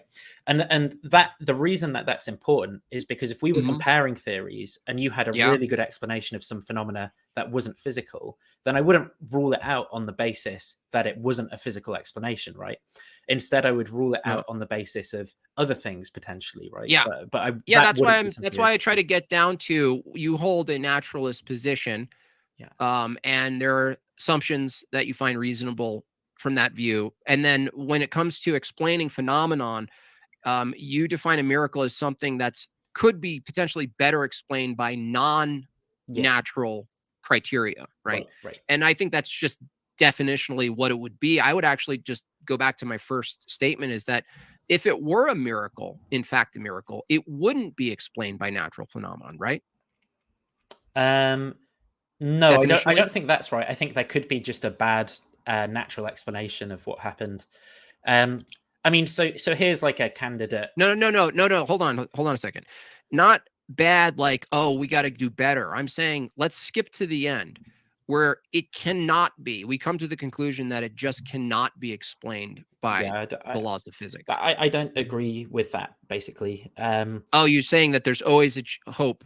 No, not always. It just depends on the individual case, right? Maybe there are some cases of things that just can't be. I mean, I don't. Is there anything that logically, practically cannot be explained by the regularity of nature and laws of physics, from your view, that you hold? It's kind of hard to say. Would you call that a miracle if there was one that you couldn't, that you were convinced couldn't actually be explained by the laws of physics and regularity of nature?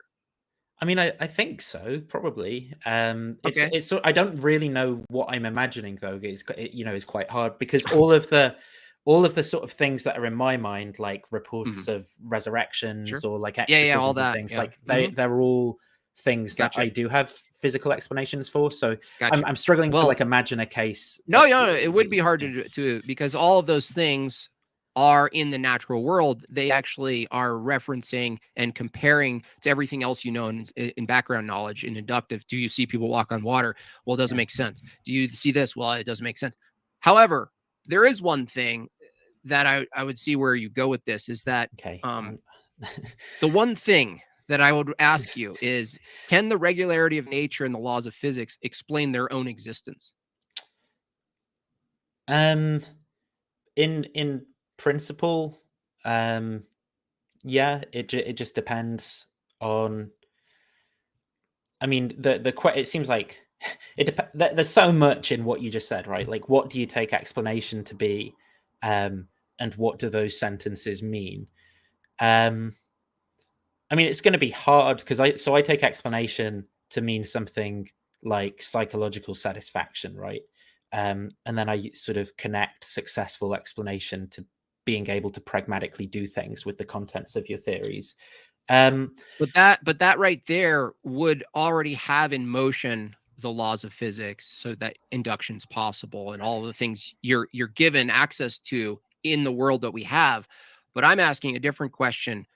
Could your regular standard for explanations, your regular criteria, which relies wholly on the laws of physics and regularity, could that model actually explain the very regularity and the laws of physics themselves?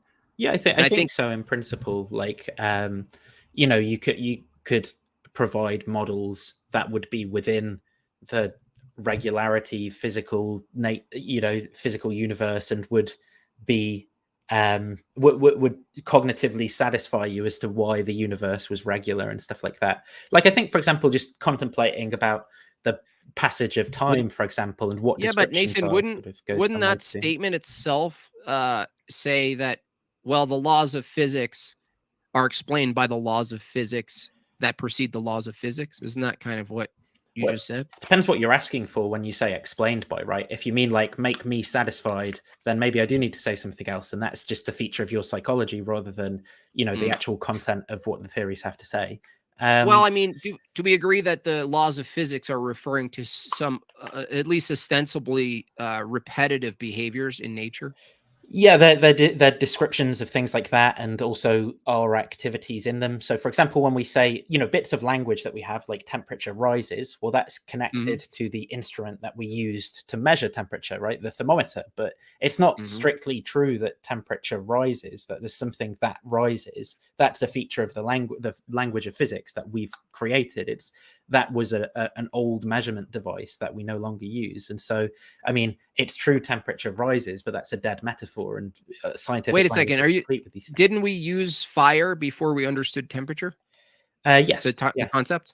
Yeah. So we understood the law of, like, we built bridges before we understood. I don't think we understood. That mean molecular kinetic energy is saying cause effect. That's resolution. I'm saying, I'm not talking about resolution. I don't think talking that's about resolution.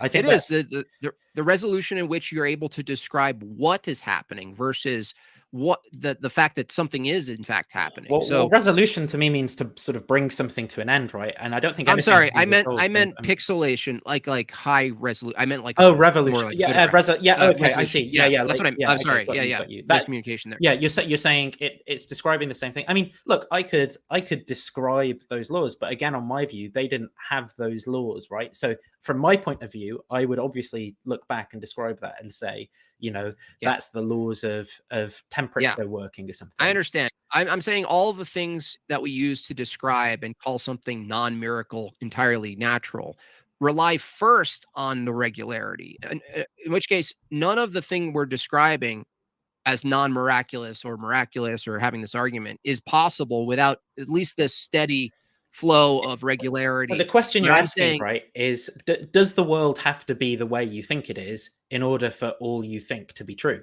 And I'm like, yeah, it does, right? And then you're like, yeah, it does. But what we mean by the world being the way it is, that's where all the disagreement is. So it doesn't really establish anything, right? Because I've got a different. Well, no, I understand what you're saying. Yeah, that's not what I'm bringing up. Yeah. I agree. Both of us assume regularity of nature for us to do inductive reasoning and empiricism and science. We just have to assume that. There's no way around it. You can't prove it. You have to assume it. It's ultimately circular when you try to argue for it. That question is different than this question about miracles. Is there anything, if all the things you define as a good description of things that occur in the world from a naturalistic view are I'll fix my camera, by the way. I think it's just... That's okay. Yeah. that's confined by these regularity. I'm saying that the regularity itself, the thing we use as the standard to define whether something's naturally occurring or miraculous or an illusion or whatever, we're using this regularity. I'm just simply saying that that's one miracle you kind of have to grant yourself if the standard for a miracle is something that can't be described by the laws of physics. So I think what I said before, I think what I said before is just still basically right. When like what you're saying here is we both agree that the world has to be the way we think it is in order for all the stuff we think to be true, right? And then all the disagreement is in exactly what we mean by the world being the way it is. And so you have, within that package, you've got a whole set of claims about what logic is and regularity and stuff.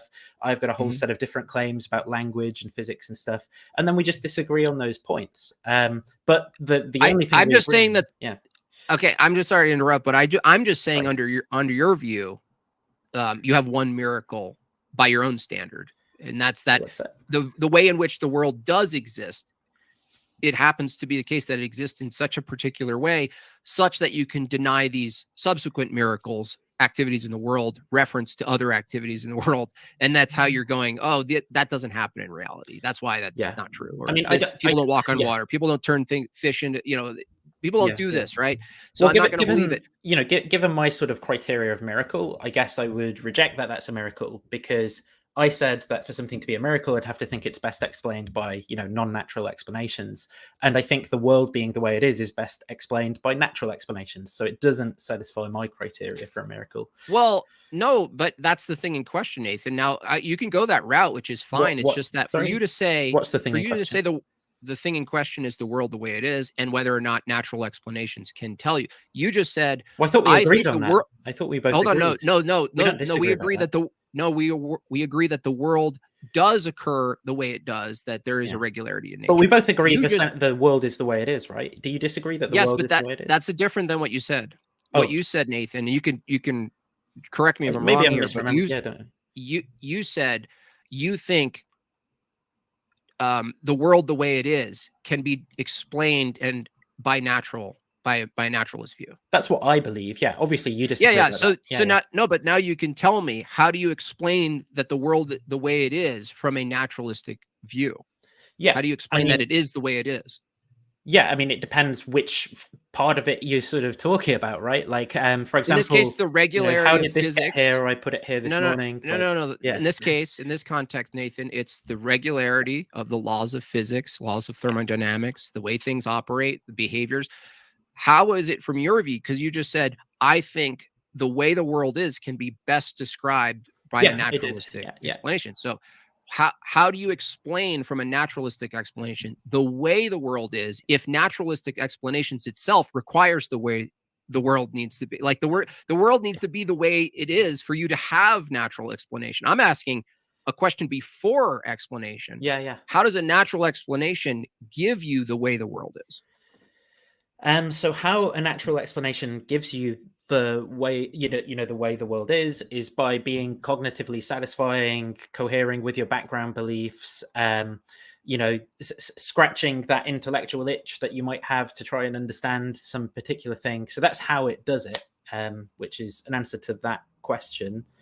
Wait, no, that's a different. But then the question you just answered is how you come to believe that the world is. Well, you asked me how does it do it, right? And I'm saying it does it by satisfying these criteria, by scratching your intellectual itch. Yeah, but the world. No, but Nathan, the we already agreed earlier in the conversation that the world needed to be the way it is in the past for you to come to having a body and a mind and a brain that's doing all of this extra work right now. I think neither of us actually agreed to that, because we both agree that if it just popped into existence or something, that it would be that way. But we both agree. So needed is the word that I'm disputing. But is the past needed?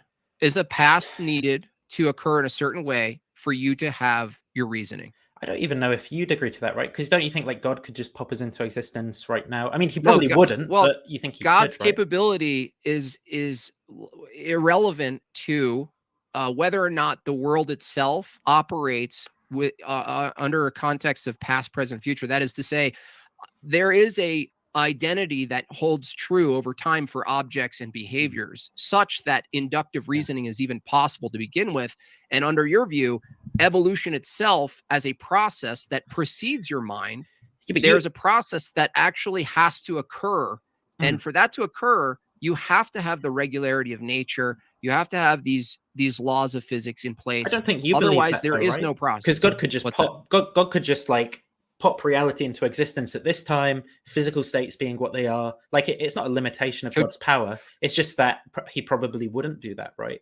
No, but we're arguing from the position that God doesn't even exist right now. Oh no, but I'm just asking you. So one statement that you said was, we agree that the past needed to be the way it was for us to get. But I was saying, I actually don't think we do agree, because I think you disagree on that, right? Like, as in the past needs to be a certain way? That it needs to be the way it is for us to exist as we do now. Because God, it's possible for God to pop us into existence right now as we are, right? Is that something God can do, yes or no? Oh, the difference between whether or not God can intervene with the regularity. Well, just to get clarity, though, could you say just like yes God could intervene with the regularity of nature at will. No, like no nature, so nothing exists. So yeah, just imagine like nothing exists. Yeah. Could God just pop us into existence like this right now, right?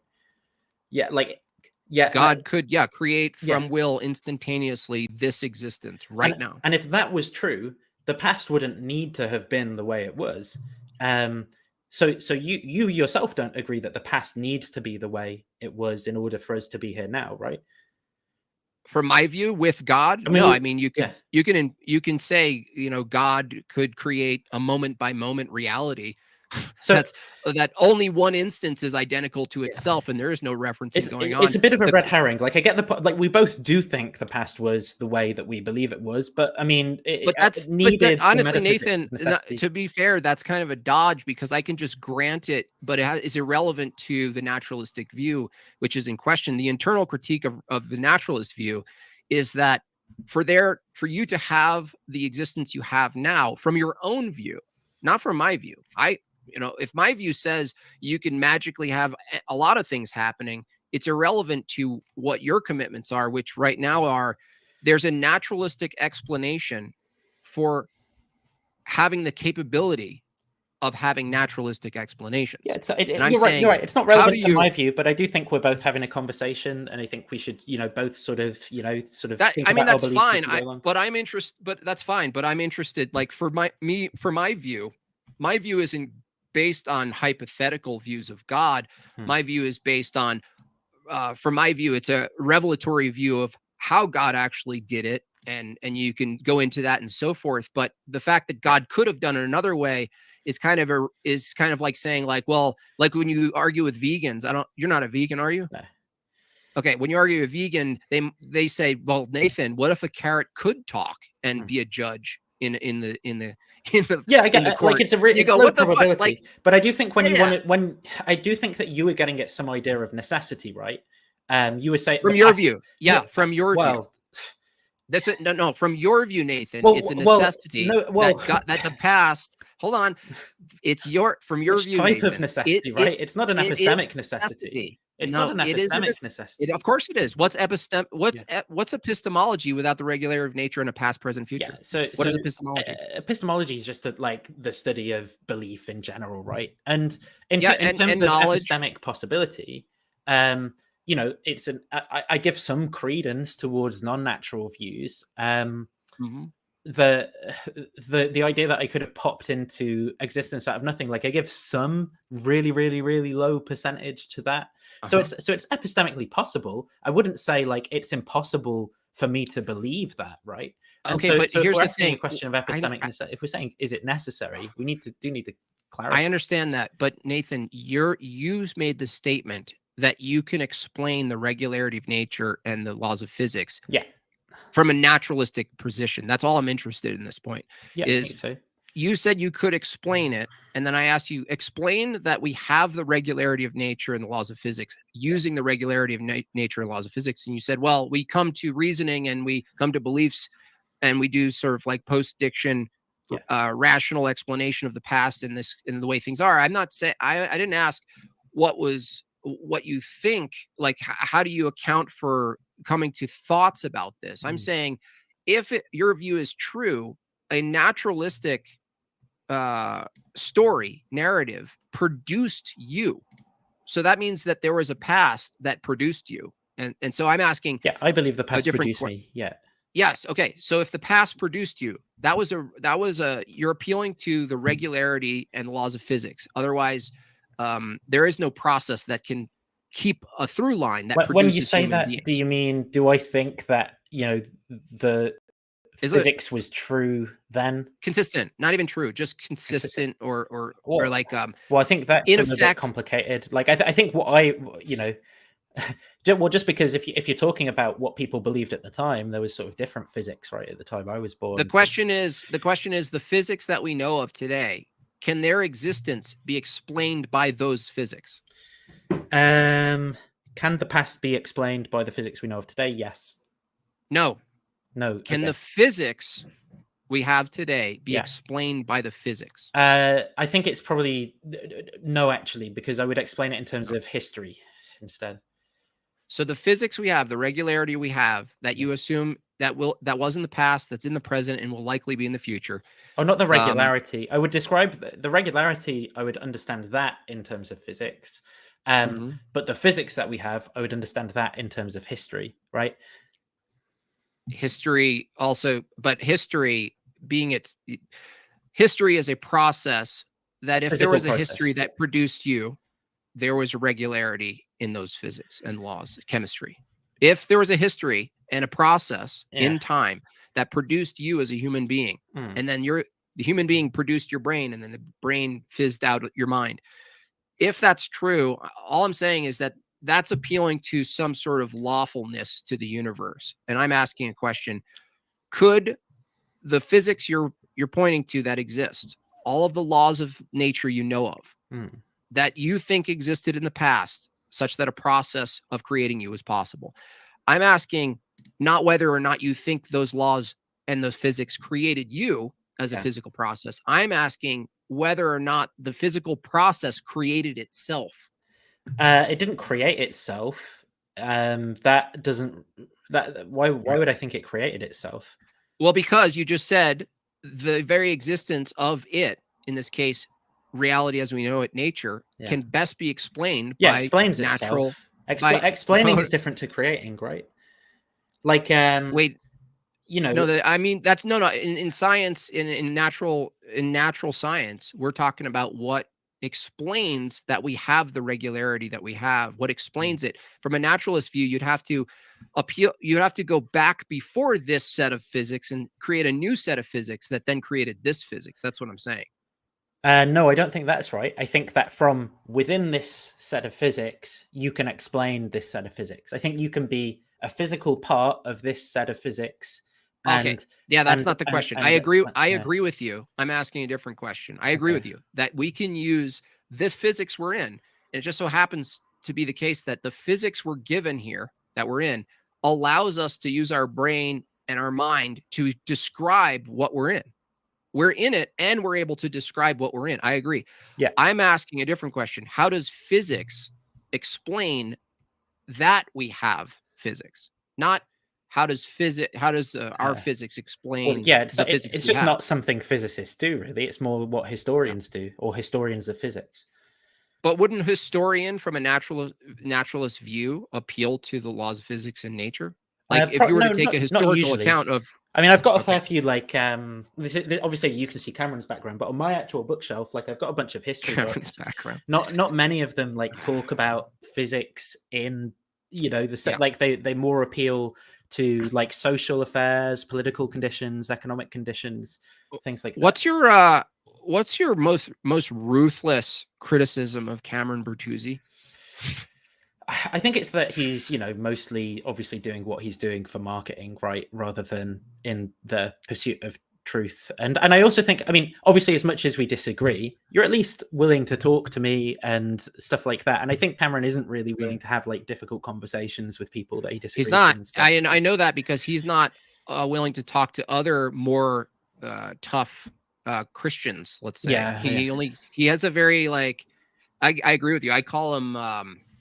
basically the Urban Outfitters of sort of Right, online I get it. stuff. And he, you know, United Colors of Benedict, or he has good marketing. He's got, I mean, look at his background. Look at the neon and I know, everything in the yeah. book and the shiny leather, and like that's a product. So yeah, I go after him, but I'm also sometimes very hostile, and I understand that's why some people don't want to talk to me too. But I really think that guy's a pussy.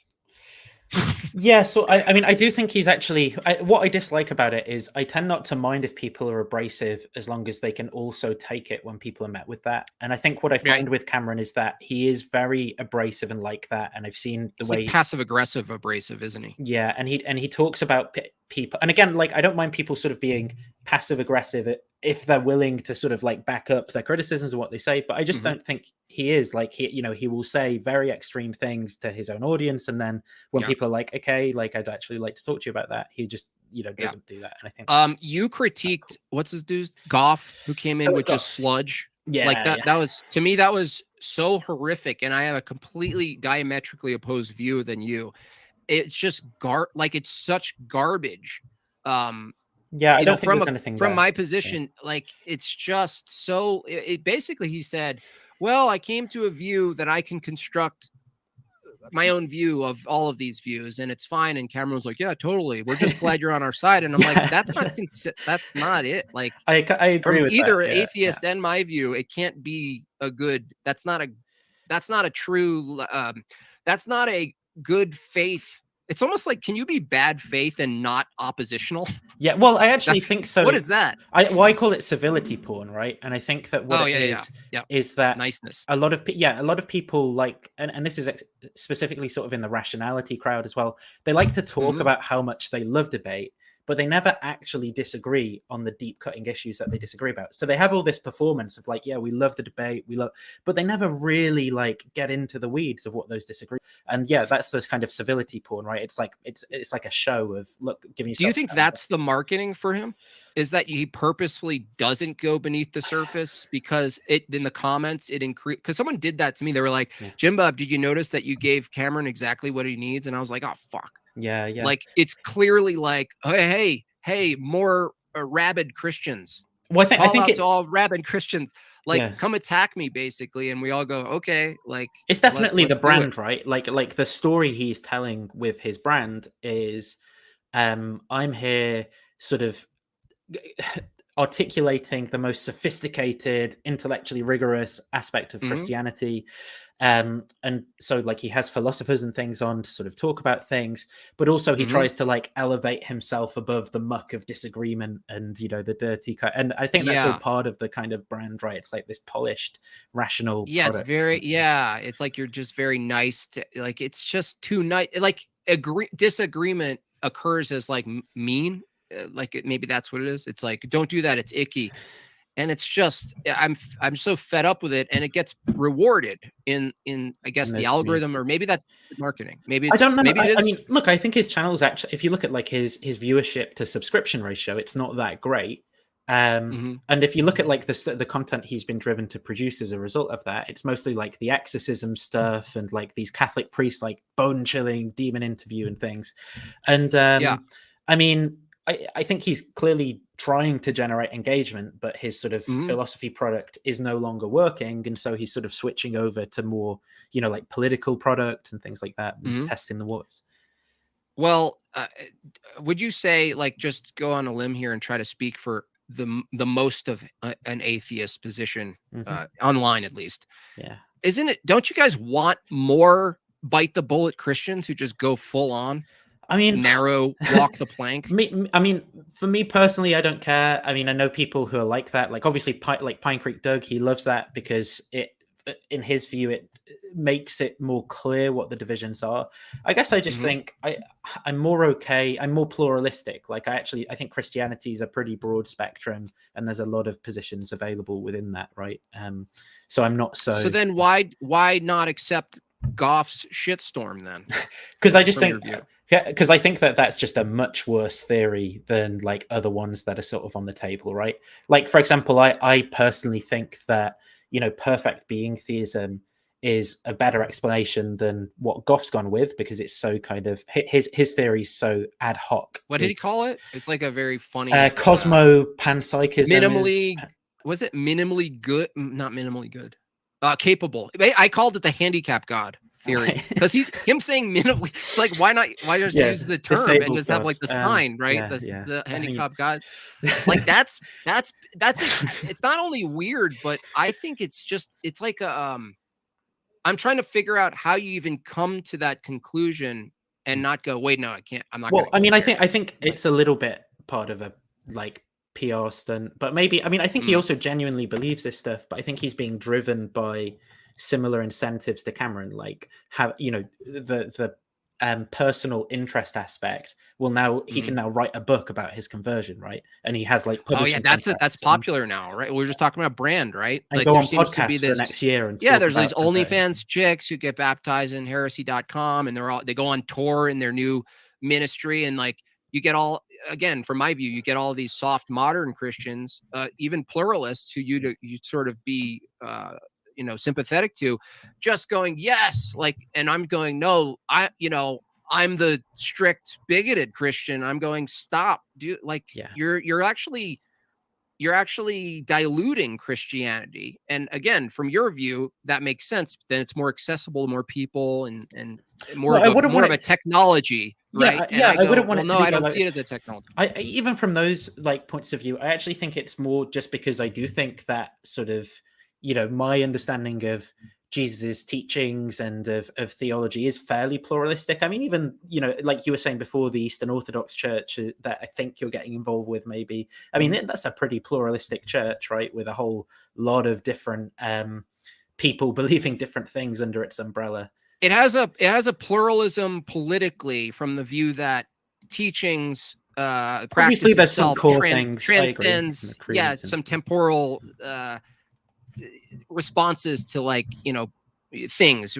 But then again, there are lines, like suddenly if of course, suddenly there are lines, like if suddenly the practice was inverted, what goes on now, if suddenly people in the church, men started wearing shawls or something and veils, we wouldn't go, oh no, totally, all the trends going on, welcome.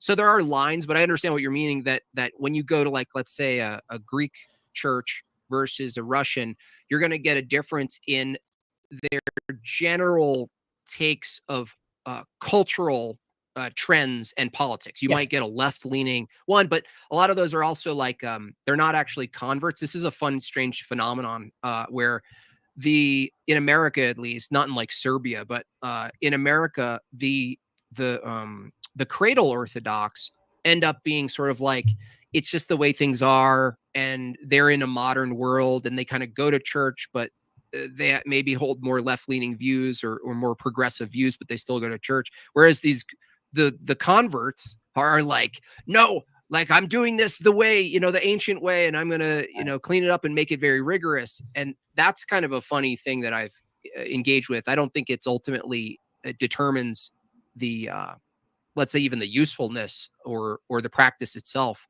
of being part of the church, but it is an interesting thing to look at that gets talked about online quite a bit. In fact, the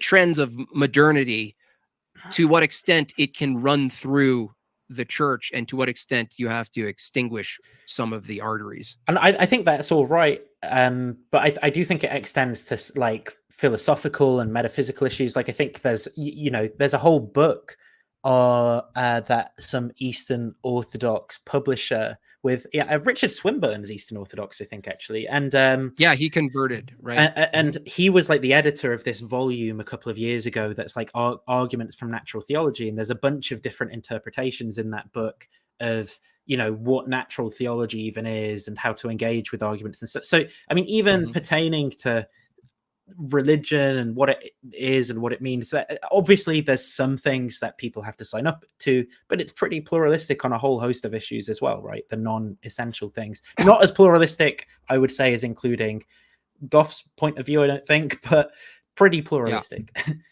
Some views. When it gets to like dogma, not so much. When it comes to like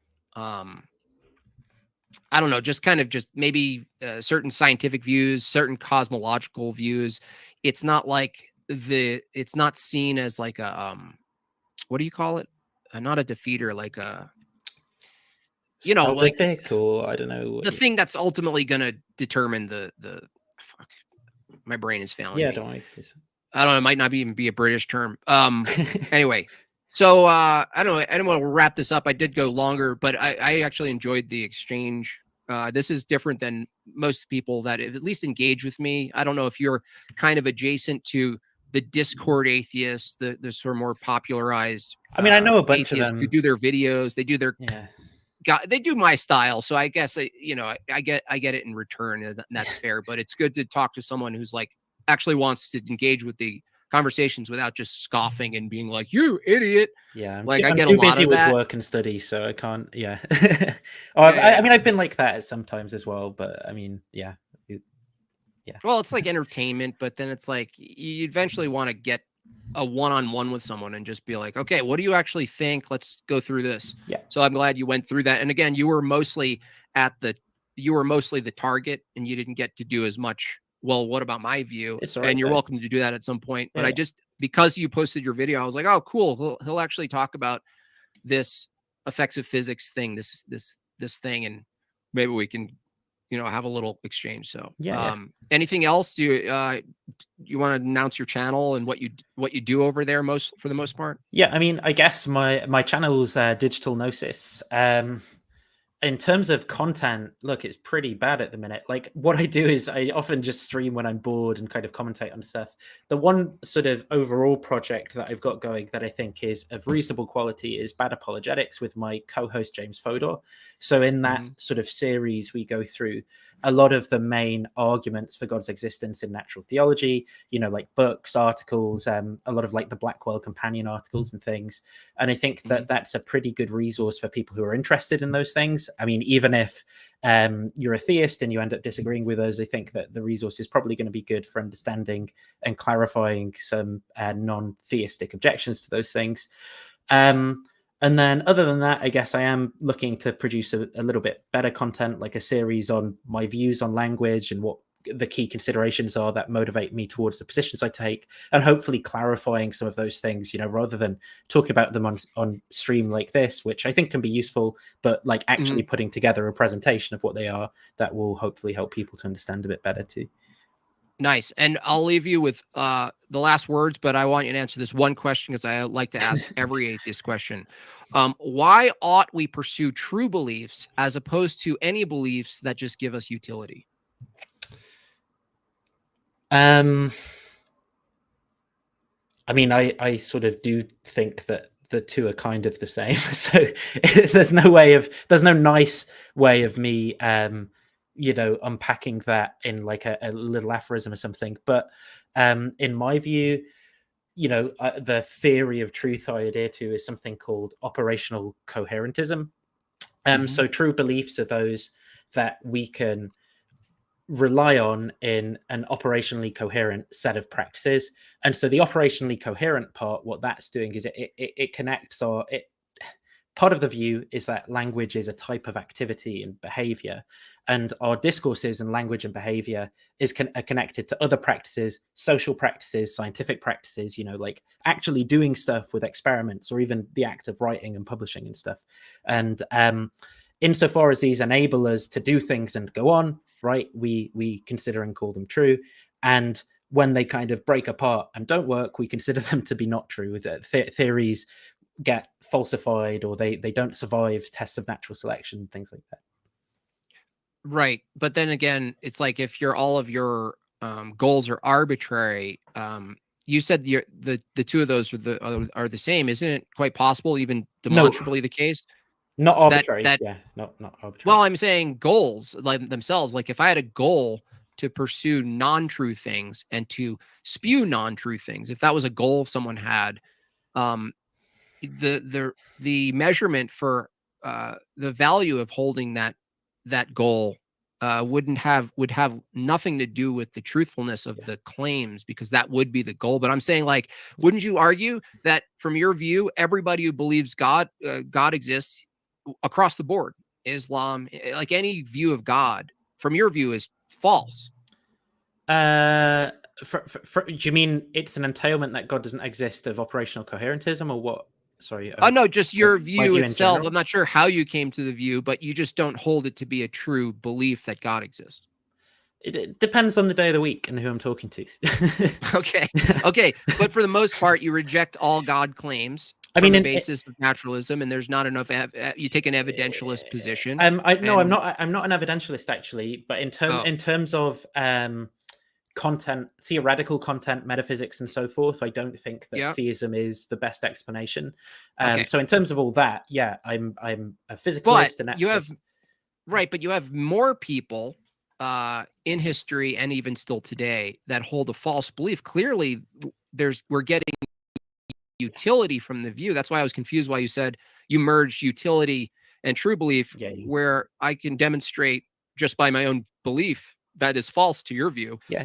Provides an enormous amount of utility, especially as like a father and community utility. Like the things I value in people have a paradigm, a heuristic. Even if the heuristic was false, providing a heuristic, even something as basic, Nathan, as like being made in God's image, like that metaphysical status, actually, from my view, does quite a bit to account for the dignity and value of human beings, which is distinct and above the value of any other living creatures, including plants and animals. And so even if that was false, wouldn't you agree that the heuristic, let's say even that distinction made in God's image and the deontological entailment of it, like what you're called to duty, to be good to people and seek justice and all this stuff, isn't that operationally awesome?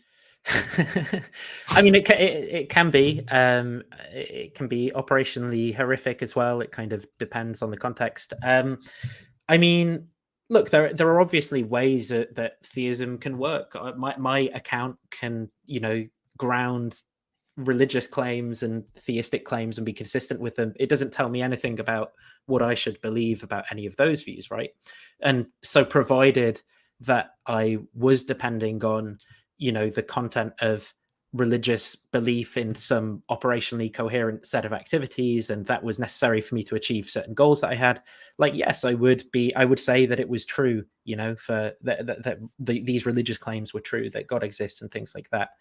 But what if someone had a proclivity toward harming others, and let's say that proclivity in the population increased and we couldn't figure out what it was. Like we were like, what the hell's going on? There's an increase of violence, or there's an increase in this or that, and we just can't figure it out. But it just happens to be the case. Like, let's do a hypothetical that if, let's just say it's the case in this hypothetical that all of the views that these people hold predominantly was a sort of naturalistic view, a view that said nihilism was true, that there was no real purpose to your existence and you just kind of pursue your preferences.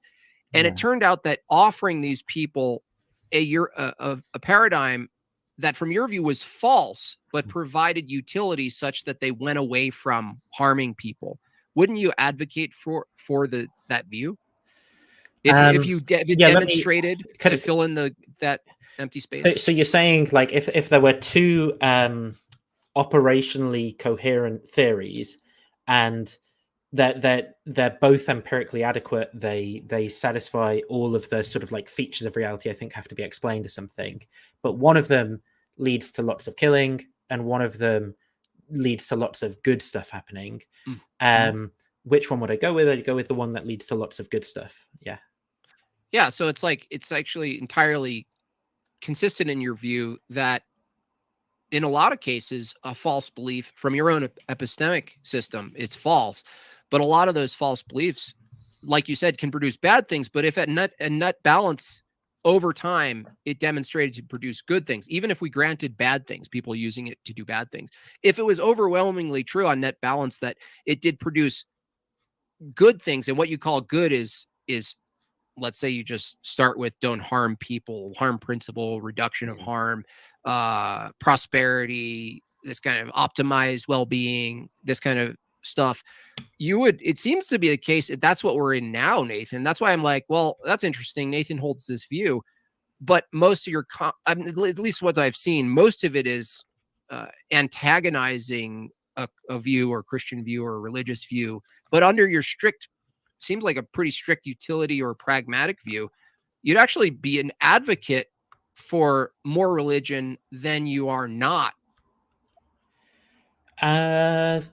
No, that you should be. Yeah. I mean, I don't think that's right. But I think there are plenty of examples of me advocating for, you know, more pluralism from atheists, and you know, to be less tribal towards theistic positions. It wholly depends on the type of theist that I'm engaging with and the sort of manner in which they're engaging with me and things like that, right? Right. I don't know, is my view, I think my view is maybe like more representative of the harms I see being done by the beliefs people have This than it gentleman is has by the provided a credences very that I have. productive and satisfying conversation. However, it is less fun and entertaining than calling the guest a filthy pig snake and calling Becky to grunt at them. That's true. But that's why it's proof that people are deserving of Becky. If you don't know who Becky is, let me offend you really quick. That's Becky. People criticize me for using tricks, and I like animating stuff. I think it's fun. I think it adds value. People don't like it, but I only use it when it's deserving. And Nathan hasn't earned a Becky or anything else because he's been well mannered. And I am woke, by the way, because he's British. Give you another, yeah, and he's woke, and he's woke. Yeah, he does. I mean, he actually deserves all of it, but the way he is carrying himself, he's shielded himself from it. So, but I agree, it is more fun when you. Maybe that's the way it is the way it is because it ends up being more fun. The conflict, the fighting, the war, the warfare, the blood sports, which I do participate in. But in the end, it's like you don't get the Roman crowd screaming from the stands with a calm. You know what I mean? Yeah, like yeah, if you had the Roman gladiators well. come into the table and be like, yeah, look, I've talked to like this. Darth Dawkins and people like that, right? It can be fun sometimes. So, yeah. Anyway, all right. Well, thanks for answering that last question. And you know, go follow Nathan if you want to see. Honestly, a lot of bad apologetics, I would agree with Nathan on why it's bad. And maybe for different reasons, but maybe for the same reasons for some of these things. Yeah. So I actually don't hold a position that people who do things like bad apologetics, like Pine Creek Doug, for instance, I like that he goes after weaker, in my view, weaker theological positions. And they're the ones who often end up calling in, is like, they just kind of run with it. And I like that that's the case. I like that he goes after Calvinism and all these things. So that's why I used to have a different view where it was like, you little satanic demon, you're pulling people away from their faith. And ultimately I'm like, well, if he's pulling people away from something that's not actually true, like not actually, like, I mean, like even from my view, you know, wouldn't be true, or it's incoherent or problematic. Philip, why would I be mad at that? Yeah, exactly. Did he do that? Did he review that too? No, I don't think he has. He's Doug's too busy obsessing about trans people or something at the minute. So he oh yeah, he's in that pocket right now for sure. Yeah. Anyway, thanks a lot for coming on. It was longer than I thought, but I hope that's okay with you. Yeah, and, absolutely fine. We'll talk again in the future. Yeah, all cheers, right, man. Thank you. Bye. See you, man. Bye. Well, there we go. Tres Gomas. What's been going on in the chat? That was interesting. I just have such a hard time. I mean, his responses are often like very, very long, and he's using a lot of language in strange ways, and just like even parsing out what he's saying sometimes is a little bit difficult. There's so much room for misinterpretation, and he doesn't help.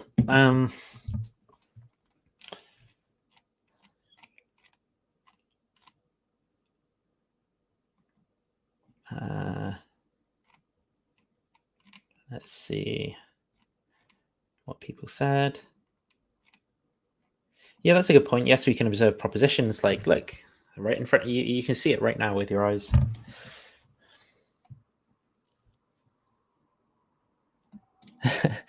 This argument seems to boil down to saying physicalism is false because I can't have a cup of truth in my hand, or a bucket of causality, or a punnet of happiness, maybe.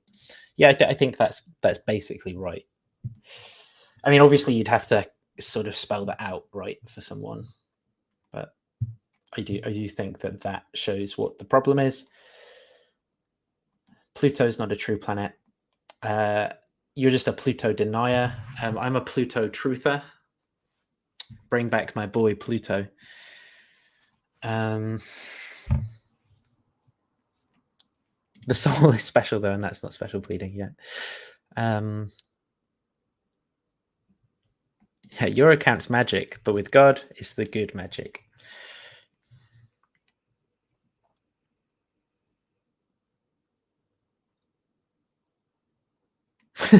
Hey, quick question. What the hell is he talking about?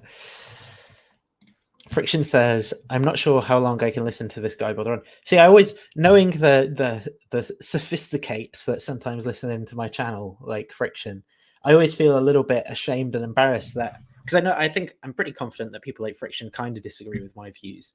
And so I'm like, I want to give a good account, a good explanation of what my views actually are. But then I'm having such a hard time understanding even and remembering all the points that are raised when I talk to someone like JimBob, that I feel like, oh no, I've not done a good job of describing my true view that I want to persuade people of. I do think that there are some tension points to my view, and this is why I think it will be a fruitful exercise to try to spell it out in as clear terms as possible. I think that there are some things that are very hard to communicate and illustrate what I think or how they fit together with other parts, and I'd really like to do that in a good way. I will say on the, like, I agree, obviously, I think that what JimBob was saying was gibberish, but I will say, I guess there's a sort of parity, right? Because a lot of JimBob's comments are also looking at me and saying, maybe in slightly harsher language, you know, because they were sort of calling me a gay cuck or whatever. But similar sort of stuff about, I don't like what this guy's saying, bad, get out of here. So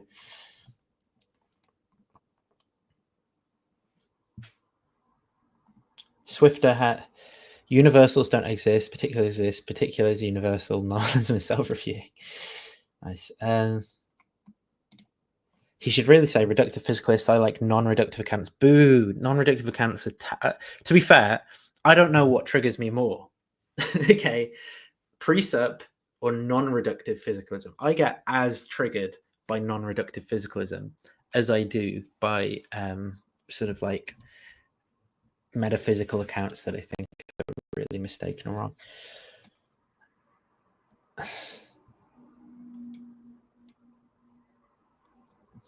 Nathan's biting a lot of bullets here. He's not sure. I'm not sure he needs to. Well, you're not sure, right? So obvious. So this is the problem, right? Here's JimBob's view, and here's my view. And so to get someone from over here to understand my view that's over here, it will look like there's a massive amount to communicate, right? Your view might be here, and agree with JimBob on more points, so it might be easier to communicate to JimBob. But the proximity of the view to JimBob's view does not mean that it's a better view, right? In fact, on the said contra, said Thomas Aquinas, I would, no, I'm joking. I would argue it, the further away it is, the more true it is. So,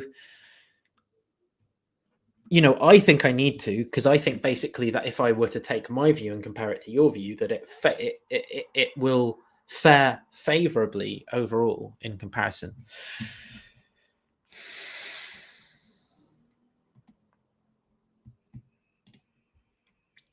And so that's why.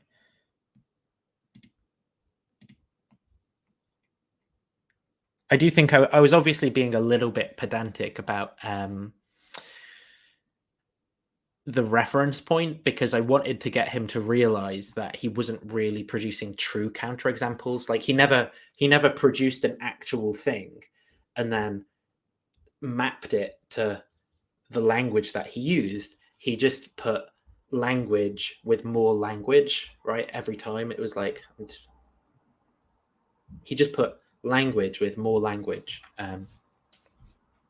And I wanted to highlight that because it was like, you're never escaping providing me descriptions. When you say the past, a proposition, the laws of physics, physical events, right? You're just providing me with discourse. You're expanding your vocabulary and describing more things, and we're putting statements in. We're putting statements in relationship with statements, right?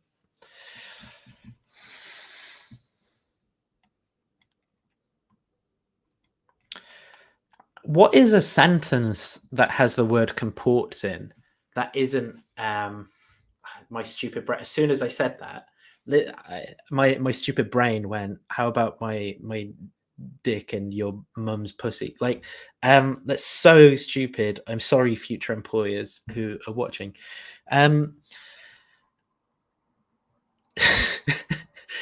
I was like, what's an example of a normal sentence where someone uses comports, right? To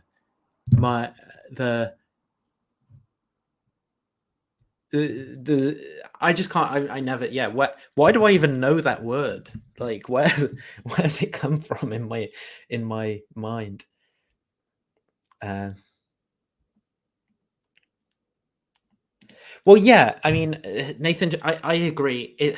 This is what I wanted to make clear was I wanted us to be really clear about the questions we were asking, right? So, do you think it's true that dinosaurs existed in the past? Is that true? Yes, that's true, right? That's the sentence I say. Does that sentence refer to dinosaurs existing? Well, yes. Now, does it, my theory, metaphysically refer? No, it doesn't, because all I mean by refer is that I put those two statements in that kind of relationship that I previously did, where I said yes. Did Nathan break up with the doctor? No, Nathan did not break up with the doctor.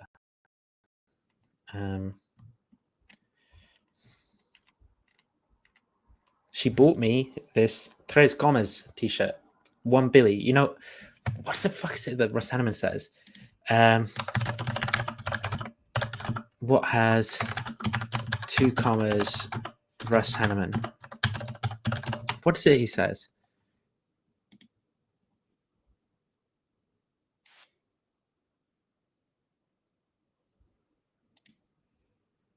What is it? I'm just finding what he says.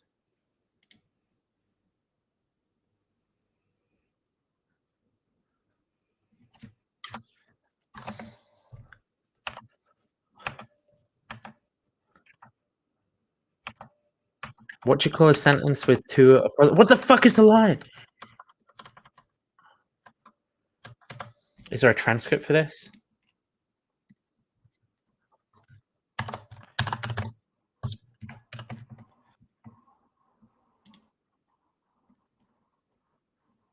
Oh, I can't remember it. There's a joke. There's a joke, and it's going to kill me, but I can't remember it.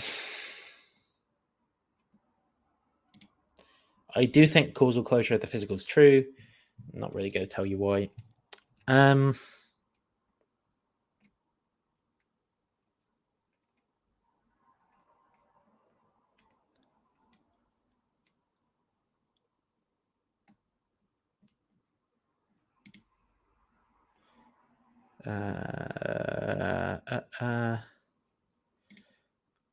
Under physicalism, how could we know anything a priori?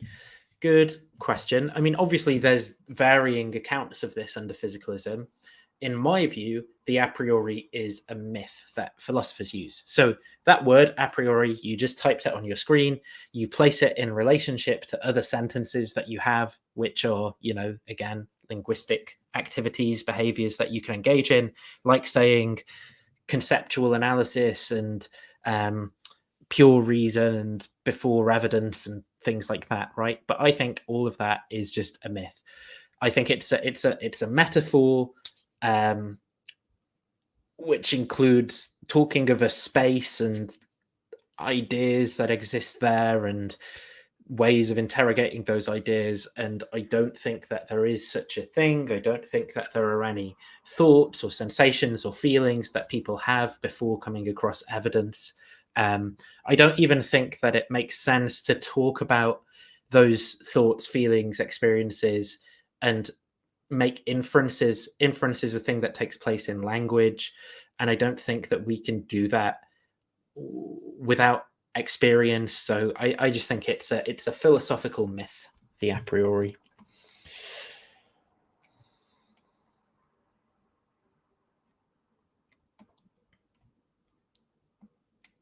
Yeah, the president got the t-shirt. The president got it.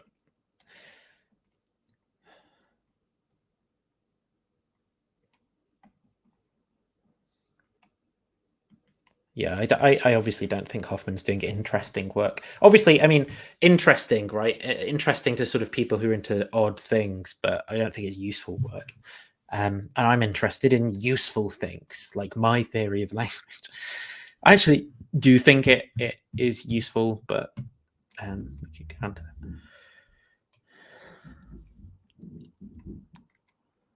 that.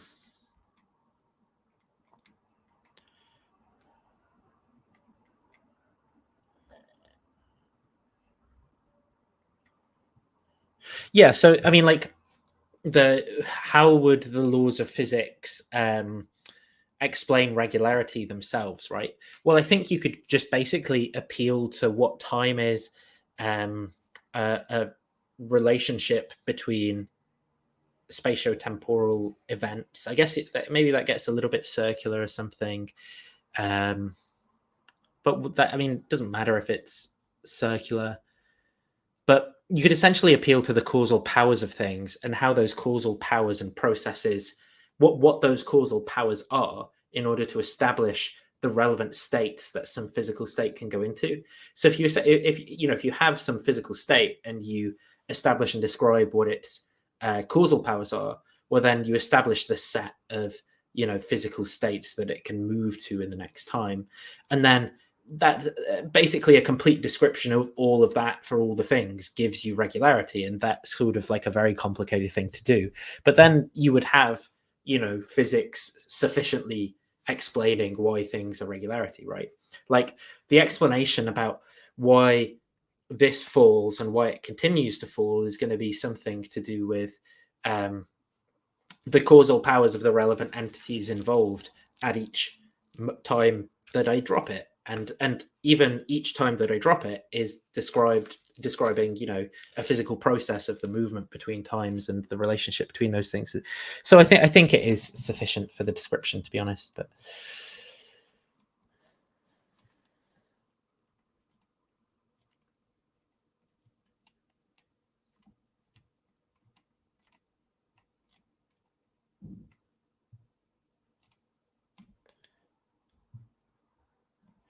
JimBob seems like a cool person. I don't know why he receives so much heat from some atheists. I mean, I think he can be, right? Like he was in that context. I also think he can be a little bit aggressive sometimes. And I think that the sort of dialogue that he's running can feel very aggressive because he's quite clearly trying to corner you and make you say things and stuff like that. And that's sort of quite frustrating to engage with. And I think that gets under people's skin, that approach.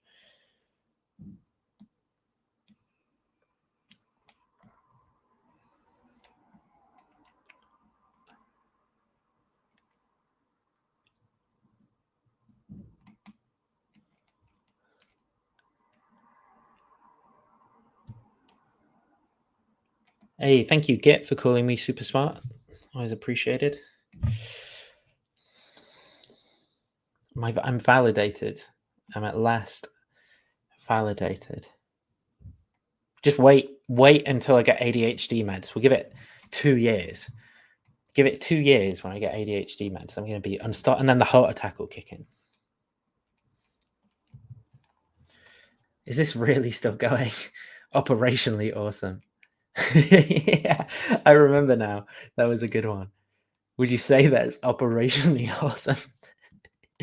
Yeah, man. I'm converted.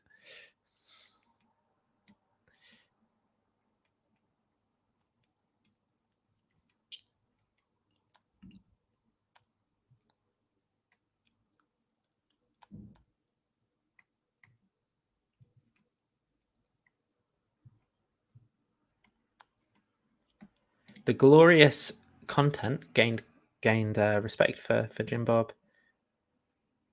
That was enlightening. I don't know what that referred to at the time the comment was.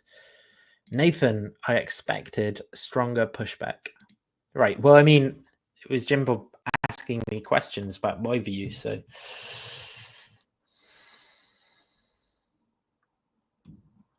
I feel like I've been through 3 comas listening to that. Friction. Come on. Where's my bouquet of logic? In the physical universe somewhere.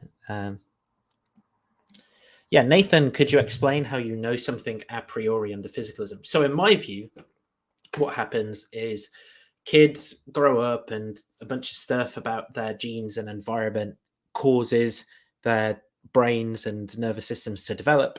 And then at this point in time in most of the Western world, most of the rest of the world, we take those kids and we've taught them some language already and we put them into an educational system, and then we teach them a bunch of stuff like how to count and geometry and some stuff about language and things like that. Boom, boom, boom. That happens for a few years. And then some of them, maybe some in teenage years, some in late teenage years, some in their early 20s, come across this thing called philosophy. And then as they come across philosophy, they are told that there's a word a priori that they can use, that they might be studying Kant, and someone will say something about like truths of pure reason, or someone will say like purely conceptual truths, or truths before the consideration of any evidence. So they'll learn to put that statement in correspondence with the word a priori. They'll be given some examples. They may adopt these examples themselves, like knowing the interior degrees of triangles, or like geometric examples, or mathematical examples, or logical examples, right? And then they will learn to say that those are examples of a priori. And of course, according to philosophers who use this term in the same way, they are now using those words correctly. So they can say, look, here's an a priori truth, and they have come to know that I know, and hence they have come to know an a priori truth on my physical view. And obviously the way that they came to know that is through this kind of story of learning language and philosophy being the way it is and stuff.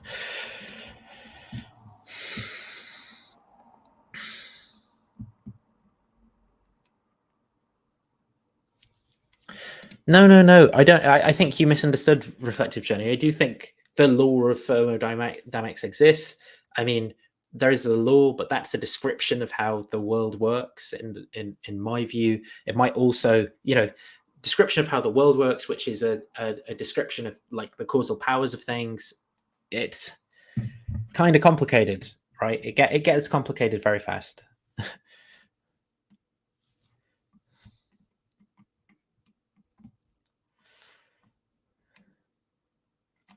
Don't worry, no future employers are watching. You'd be surprised. You'd be surprised. Just accepted a job offer though. So. Semantic roller coasters. It was good if you like hot garbage. This is where Nathan gets lost. Thanks for the answer. However, I have something to say to that. Sodom and Egypt. You were the Sodom and Egypt comment. You were the Sodom and Egypt. Can you explain math without a priori? Yes. There's actually some really cool books, right? I'm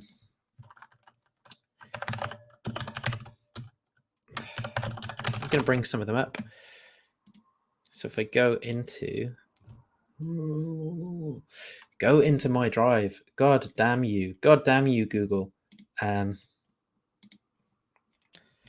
And I go into GoodNotes. We're just going to go in my books here. Show you what we got.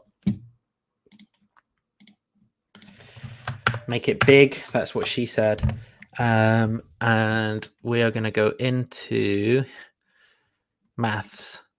And we're going to go into history. And under here, for example, what was the book on? No, there's a book. There's actually a geometry book that I wanted to look at, didn't I? Is it not in here? Is it? Oh, trigonometry. It's in here. Trigonometric delights. I think so. Or heavenly mathematics. Was this the one? The Forgotten Art of Spherical Geometry. Basically, this is how, right?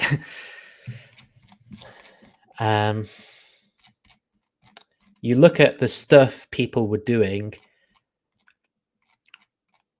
and the languages that they had and adopted, and and the tools that they had at their disposal, which are connected to the manufacturing processes and the economies in the worlds that they lived in. And you go and find the story about why they developed the tools and things that they did, right? Speedrun. There is a story to be told about the connection between the maths we have and the maths in the past. Right. Now, if I showed you that, imagine if I just showed you this. You're not going to just go, oh, yeah. And imagine if I showed these people this, right? They're not just going to go, yeah, either. And yet we understand this, they understand that. What describes the difference? One of us is trained in that language, the other's trained in the other language, right? But there's a story, a causal history between what we have and what they have, and the problems and the way we solve them. And it's a very complicated story. A lot of time has passed. A lot of people have lived. A lot of stuff has happened. So yes, I think you can explain math without a priori, right?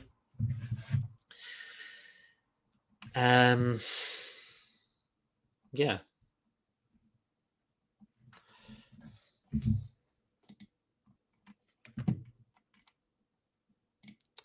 Wouldn't this lead to solipsism, where all I can know is my experience, and thus saying anything outside it exists with that would be unnecessary? And I mean, sort of is the answer, right? Do you ever experience anything that's not your experience? No, everything you experience is your experience. Now, are those the experiences of things that are not you?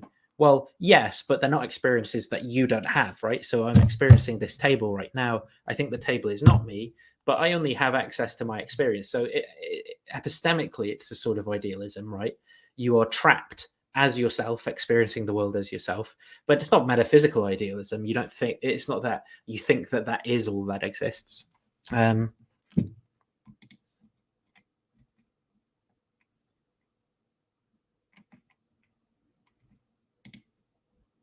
What has 2 thumbs and 3 commas? Thank you, Nev. I appreciate that. And why have you made your picture the whole photo?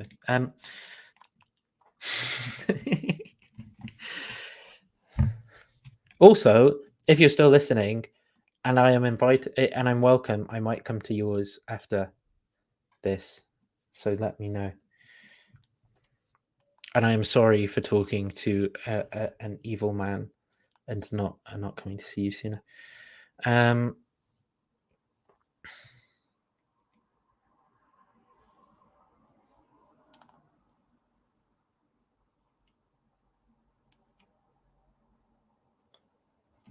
wasn't the Sodom and Gomorrah guy, but that was pretty funny. Is J Dyer a precept guy? Yeah, sort of. I will get to the bottom of these eventually. Hey, what are your thoughts on Ed Feser's 5 Proofs of God?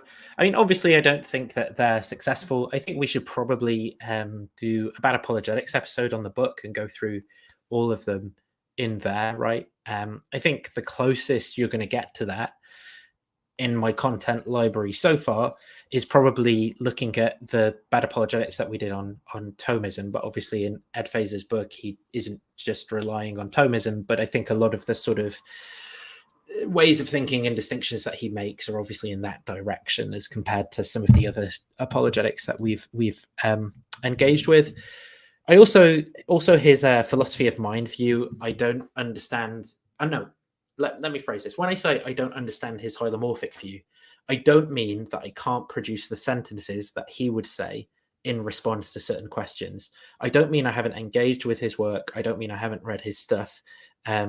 Right? I don't mean I can't accurately reproduce the things he would say about the mind and how it works.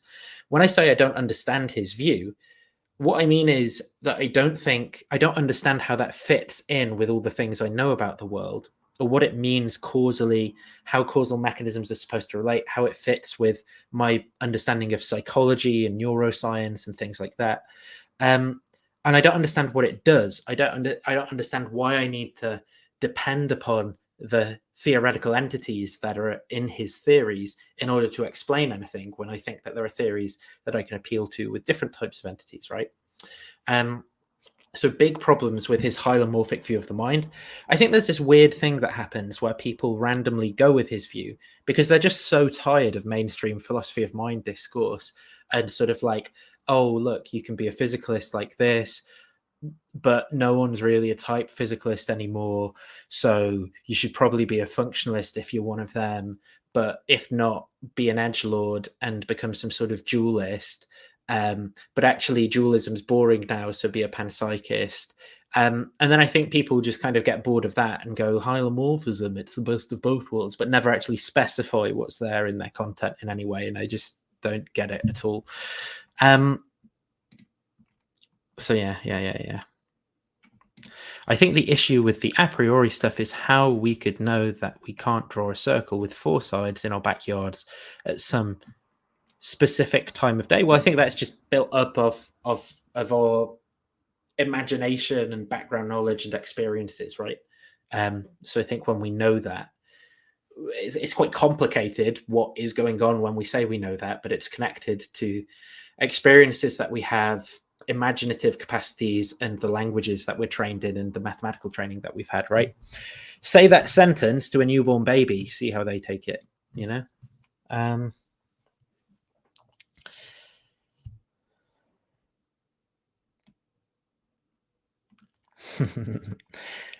Thank you for your philosophical contributions. You should chat with Skydive Phil sometime. Yeah, I went to a garden party of Phil's.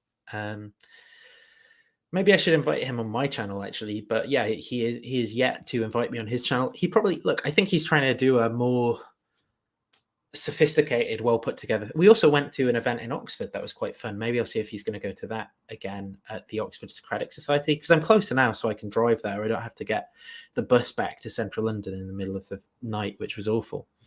So yeah, maybe I'll see and we can talk, and maybe I'll ask him to talk about his papers on animal suffering.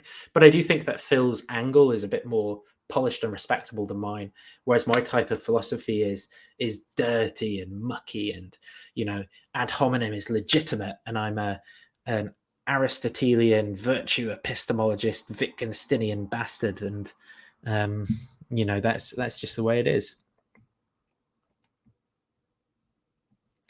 Prophecy episode for bad apologetics. Yeah, that, I mean, it would come under miracles, but I think we could look at some specific stuff. Okay, cool. So thanks for that, everyone. I hope there was something that you gained in that. Let me know in the comments if there are specific points that you want me to elaborate on of anything that came up, or if there are like timestamps you want me to put in the description or whatever as well. That's also helpful. So thanks. Have a good evening. I nearly just left the studio and left the stream going. I'm going to end the stream as well.